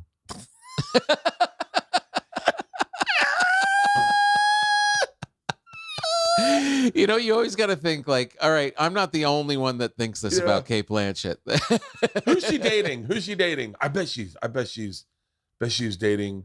Mine's Gwyneth Paltrow, by the way. For real? Yeah, I love her. You could get her. No, I couldn't. I bet you. Andrew Upton. She's a princess. What does he play for? You ever see Grace Kelly in Hey, Rear Window? hold on. I got a shot. Are you kidding me? What? Look at Andrew Upton. Yeah. Do you know how much money Andrew Upton has? Oh, for real. Oh, of course. Hold Wait, on. that's not her boyfriend. That's her fucking doting boyfriend. No. It's her husband. It's her What? husband. That's her husband? He's an Australian playwright. And he's Playwright. 56. He's age appropriate. Oh my God. You have a chance. I got a shot. You keep doing your burpees. I got a fucking shot. If you get up to 100 burpees, you've got a real shot. How much you want to bet I get knocked out in a pub by Andrew Upton? He just goes, He's "I a playwright. might-" A playwright, he would punch you right in the face in a pub. He would love to punch Oh, you look, in the they're face. kids. They in a have pub. kids. They have 4 kids. She has kids. Mm-hmm. Wow. Is Matt Damon her kid? Look at that. Yeah. That looks like Matt, a young Matt. Yeah, that does look like a young Matt Damon. Look at this. This is old school. Oh, that's when she met him? She's into personality. We can just tell you that right now. Well, By the way, I'm joking with she's Andrew an Upton. artist. I definitely just got kicked. What if they're right now? They're like, "Yo, we want Bert to read for this Kate Upton movie or Kate Upton, Kate Blanchett." Oh, you think she couldn't change her name because of Kate Upton? Yeah. He's like, "Take my name, will you, Kate?" I think that's probably the only thing she's thinking right now is I don't see myself being Kate Kreischer. See her in a bikini. I'd like to see Kate Blanchett in a bikini. And now I just lost Kate Blanchett. She's like, "Oh, Yeah, you're she's like, just, you're talking about my art and my yeah, you like acting, my acting, and now you want the paparazzi. all you care about is them taking pictures of me in a bikini." I wonder what's more offensive, you calling for those pictures or you doing that horrible accent as she her? looks fucking slamming in a bikini. Whoa, she had 4 fucking kids? Bullshit. Bullshit. Get my wife in here. But you see, Bert, this is the problem with Hollywood. We were saying, why aren't there all those women up there with all those men? And you're just salivating and looking at her in her underpants. Kate Blanchett, 2 Oscar nominations, 5 BAFTA, 3 BAFTA awards, 5 Golden Globe nominations, 3 Golden Globes, 8 fucking, what nomination is that? She's one of the 50 greatest actresses of all time. Pull up Ingrid Bergman. Let's see if she holds a candle to Kate Blanchett. Well, the thing about Ingrid Bergman is that she was one of the biggest stars in the world and just stopped. No. Yep. She was like, I'm not doing it anymore. And I'm going to go live my life. What does she sound like? Does she have a Swedish accent? Yes. For real? Yes. I don't know anything about Ingrid Bergman. Casablanca.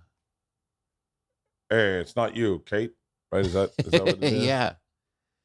Hey, it's Casablanca. Elegance. Just lived on the, I think, Upper East Side. I heard she had fat ankles. They didn't invent burpees back That's the then. most misogynistic, the most whittling. That is the fucking thing that is so wrong with men. You ever do that in front of your wife? All the time. And you do it because you want points like, I think you're more beautiful than she is. Yeah. But they take it as, what is wrong with you? Yeah. That she's the most beautiful woman in the world. You're talking about her ankles. I could pick. You can do that to any woman. Really, is you can find the thing wrong with them. Like it's the little thing. Like, do you ever notice there's like webbing between her eyelids and her nose? And you're like, huh? And you're like, I don't know. It just drives me nuts. I hope it doesn't bother you. You're cool with it, right? And then your buddy's like her fucking eyelids are driving me nuts. This podcast is brought to you by Solo Stove. There is nothing better this winter season, than going outdoors, having a cocktail with your old lady or your guy. Oh, this is a great Christmas present. Having a cigar, having a drink, having some conversations. Maybe you hear football going on in the back and having an open flame. The only thing that sucks about it is the smoke. The smoke stinks. It ruins it. You wake up smelling like a campfire. You have an asthma attack if you're me. Man, you need a Solo Stove. Solo Stove is having a holiday event sale where you can get a great deal on a Solo Stove fire pit. They are stainless steel constructions designed to regulate airflow and burn more efficiently. So little smoke, you're going to wonder how there's so much fire. It's perfect catalyst for getting outside and spending more time with the families and friends this winter. Build lasting memories, and you can do it during the summer too. An outdoor fire is the best. Build lasting memories with a Solo Stove fire pit. It is so easy to start too. I took a little kindling, and all of a sudden, this thing was a flame and no smoke. And they're so confident that you'll love it. They offer a lifetime warranty and a 30-day free return policy. Let the gifting begin. Shop Solo Stove's holiday event sale for huge site-wide savings. And they got a lot of really cool stuff there. A lot more than I'm mentioning right now. Go check them out. And get $10 off with the promo code BERT plus a lifetime warranty and free 30-day returns. Get an extra $10 off holiday deals at solostove.com and use the promo code BERT. I got my box from Grunt Style. Freaking awesome. Man, they know me and they know my brand. I love them, and they also have a great mission. Grunt Style is an American veteran-owned and operated company that prides itself in the patriotic spirit with the motto, pride in self, military, and country. With over 200 veterans on staff, Grunt Style's taken the American fighting spirit and instilled it in everything they do. They make high-quality clothing with patriotic themes that wave the American flag with pride. And you don't have to be a veteran to wear Grunt Style, but you do have to love freedom, bacon, and whiskey. And I love freedom, bacon, and whiskey. They provide more than apparel. They instill it with pride. Grunt Style had humble beginnings, starting off as a t-shirt company that ran out of the founder's back of his car at Fort Benning. They have since grown to employ over almost 400 Americans and producing apparel for working out, everyday wear, fishing, hunting, and more. Their members, the Grunt Style Club members, get free shipping, special discount codes, and contests, and an exclusive tee each month. The Grunt Style Foundation partners with organizations that provide mental health support to PTSD, depression, anxiety, combat stress, and the transition to vets into civilian life.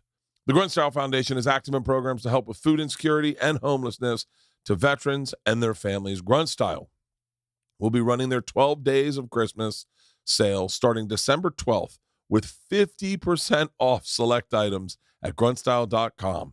Bertcast listeners get free standard shipping on any order. Go to gruntstyle.com and use free standard shipping code BertCast at checkout for free shipping. That's gruntstyle.com and use the code BertCast.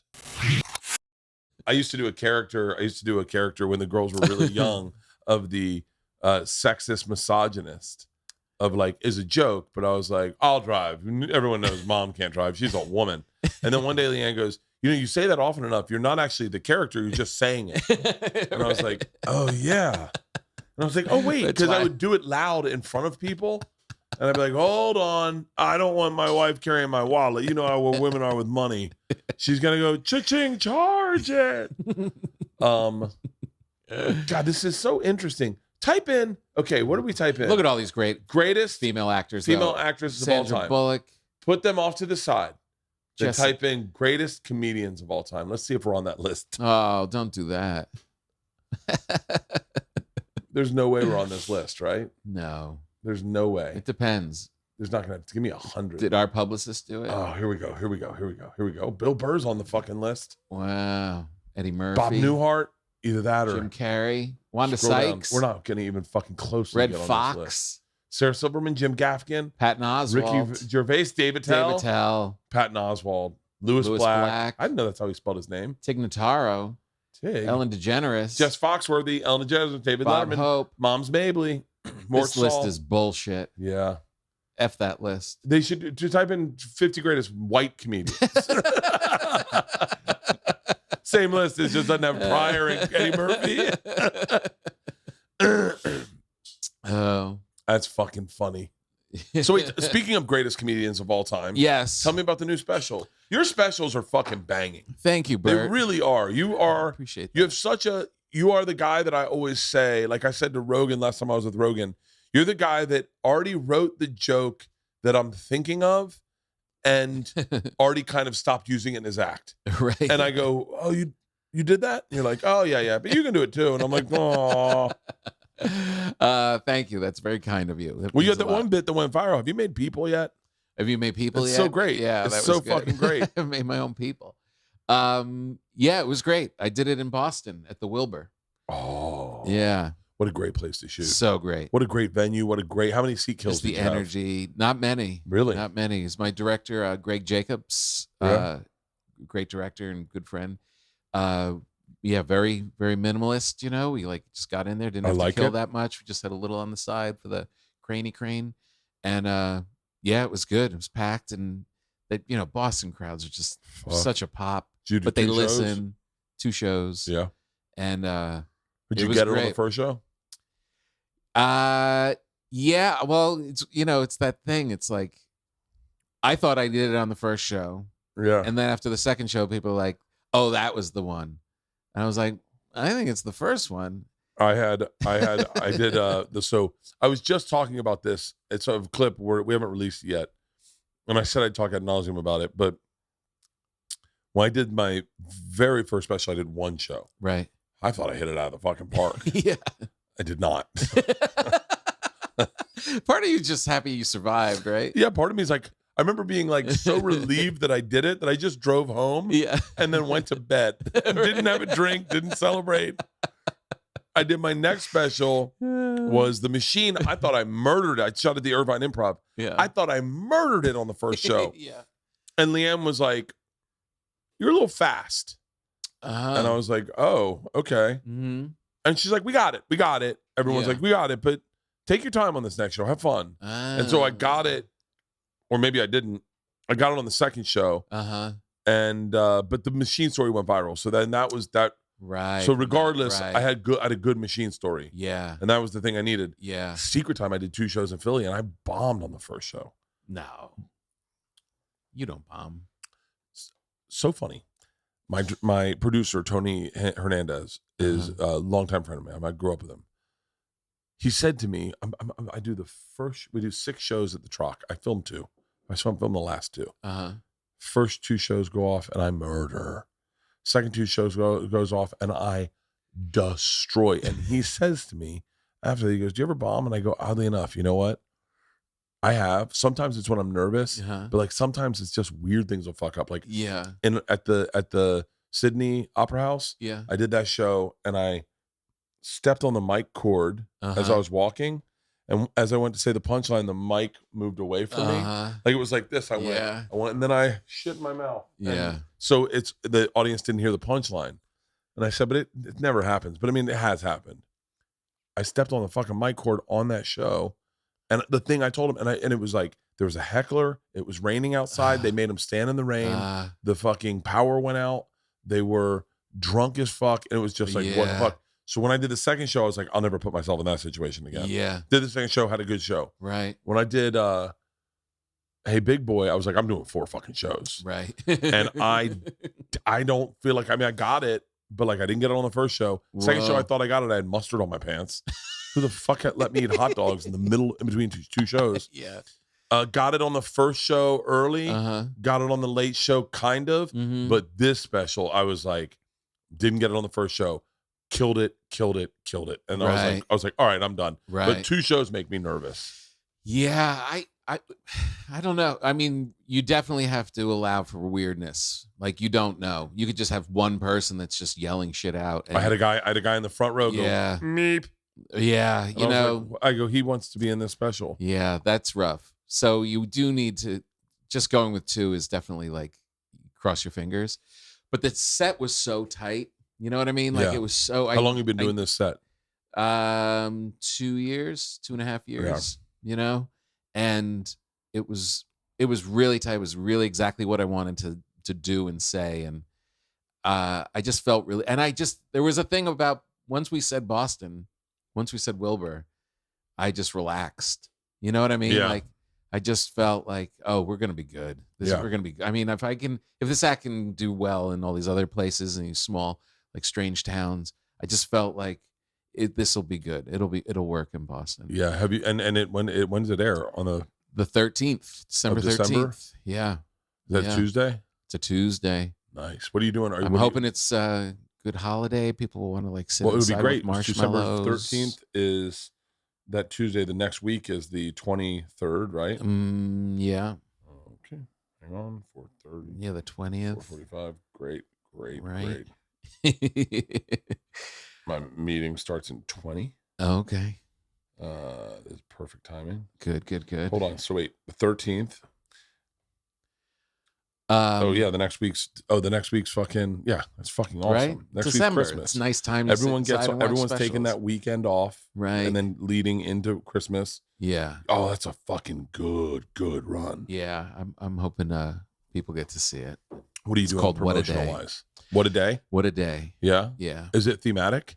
No, but it's a little thematic in that I liked What a Day. Like, my last one was You're Doing Great, and that dropped, like, right as we were heading into the pandemic. Like, Yeah. that one, and people, like, when I went back on tour, were coming up and saying how it got them through the pandemic. Like, it was because it was inspirational. Yeah. It wasn't cynical. It was like, you're doing great. You can do this. You can get through it. I had no idea we were going to be in lockdown, but I was just telling people, like, you're doing enough. Like, I feel it too. Like, Yeah. you're busting your ass, and you're like, when do I get to feel okay? Like, why do I always feel like I'm not doing enough? Like, and the theme just became, you're doing great. This is it. If you're here now and you have money in your pocket, this is it. It's Yeah. not going to get better. You've done it. You've already done it. And I just kept, like, writing towards that kind of attitude. So What a Day just felt a little like, you could say it like, when I get up, it came off of when I say it every morning when I walk in and my kids are there, and I'm just like, what a day, what a day, what a day. Yeah. Like, it's optimistic. And then by the end of the day, it's like, oh, what a day. You know what I mean? I think it's important to name your special something authentic yeah. to you. I think I think that's awesome. And I think that's great, especially something you say to your kids in the morning. That's fucking awesome. Because that's where You're Doing Great was too. Whenever we'd be out hustling, when you got the car filled with kids and you're going from store to store and you got to get the dog in and you're doing the thing and your kids are just gassed. And if you were a kid, you would be so pissed at your dad. Like, why are you dragging me all around town doing this? And I would or we're traveling, I'd be like, everyone's doing great. You're doing great. We got 20 more minutes. You're doing great. I just kept doing that. And I realized I say what a day all the time to them also. And it's not real. There's no joke that says what a day. I don't say it in the special. Really? I just, That's great. But it felt like it was that tone. I say the name of my special once in it. Yeah. It's hard It's hard. Like, I like that. Yeah. I like as a fan when you hear them say the thing, Yeah. I like that. But I say Easter say egg. the name of my special all the time. You do. All the time. I use this phrase all the fucking time. All the fucking time. Like, Yeah. yeah. And so And say it once in the special. Yeah, I say it once in the special. Uh-huh. But and it's organic, but I liked I liked the whole It's called If You Had My Breakfast Sandwich. it's called Are My Tortillas Right? It's called A Fucking Planchette. It's called, does this tortilla taste like bacon?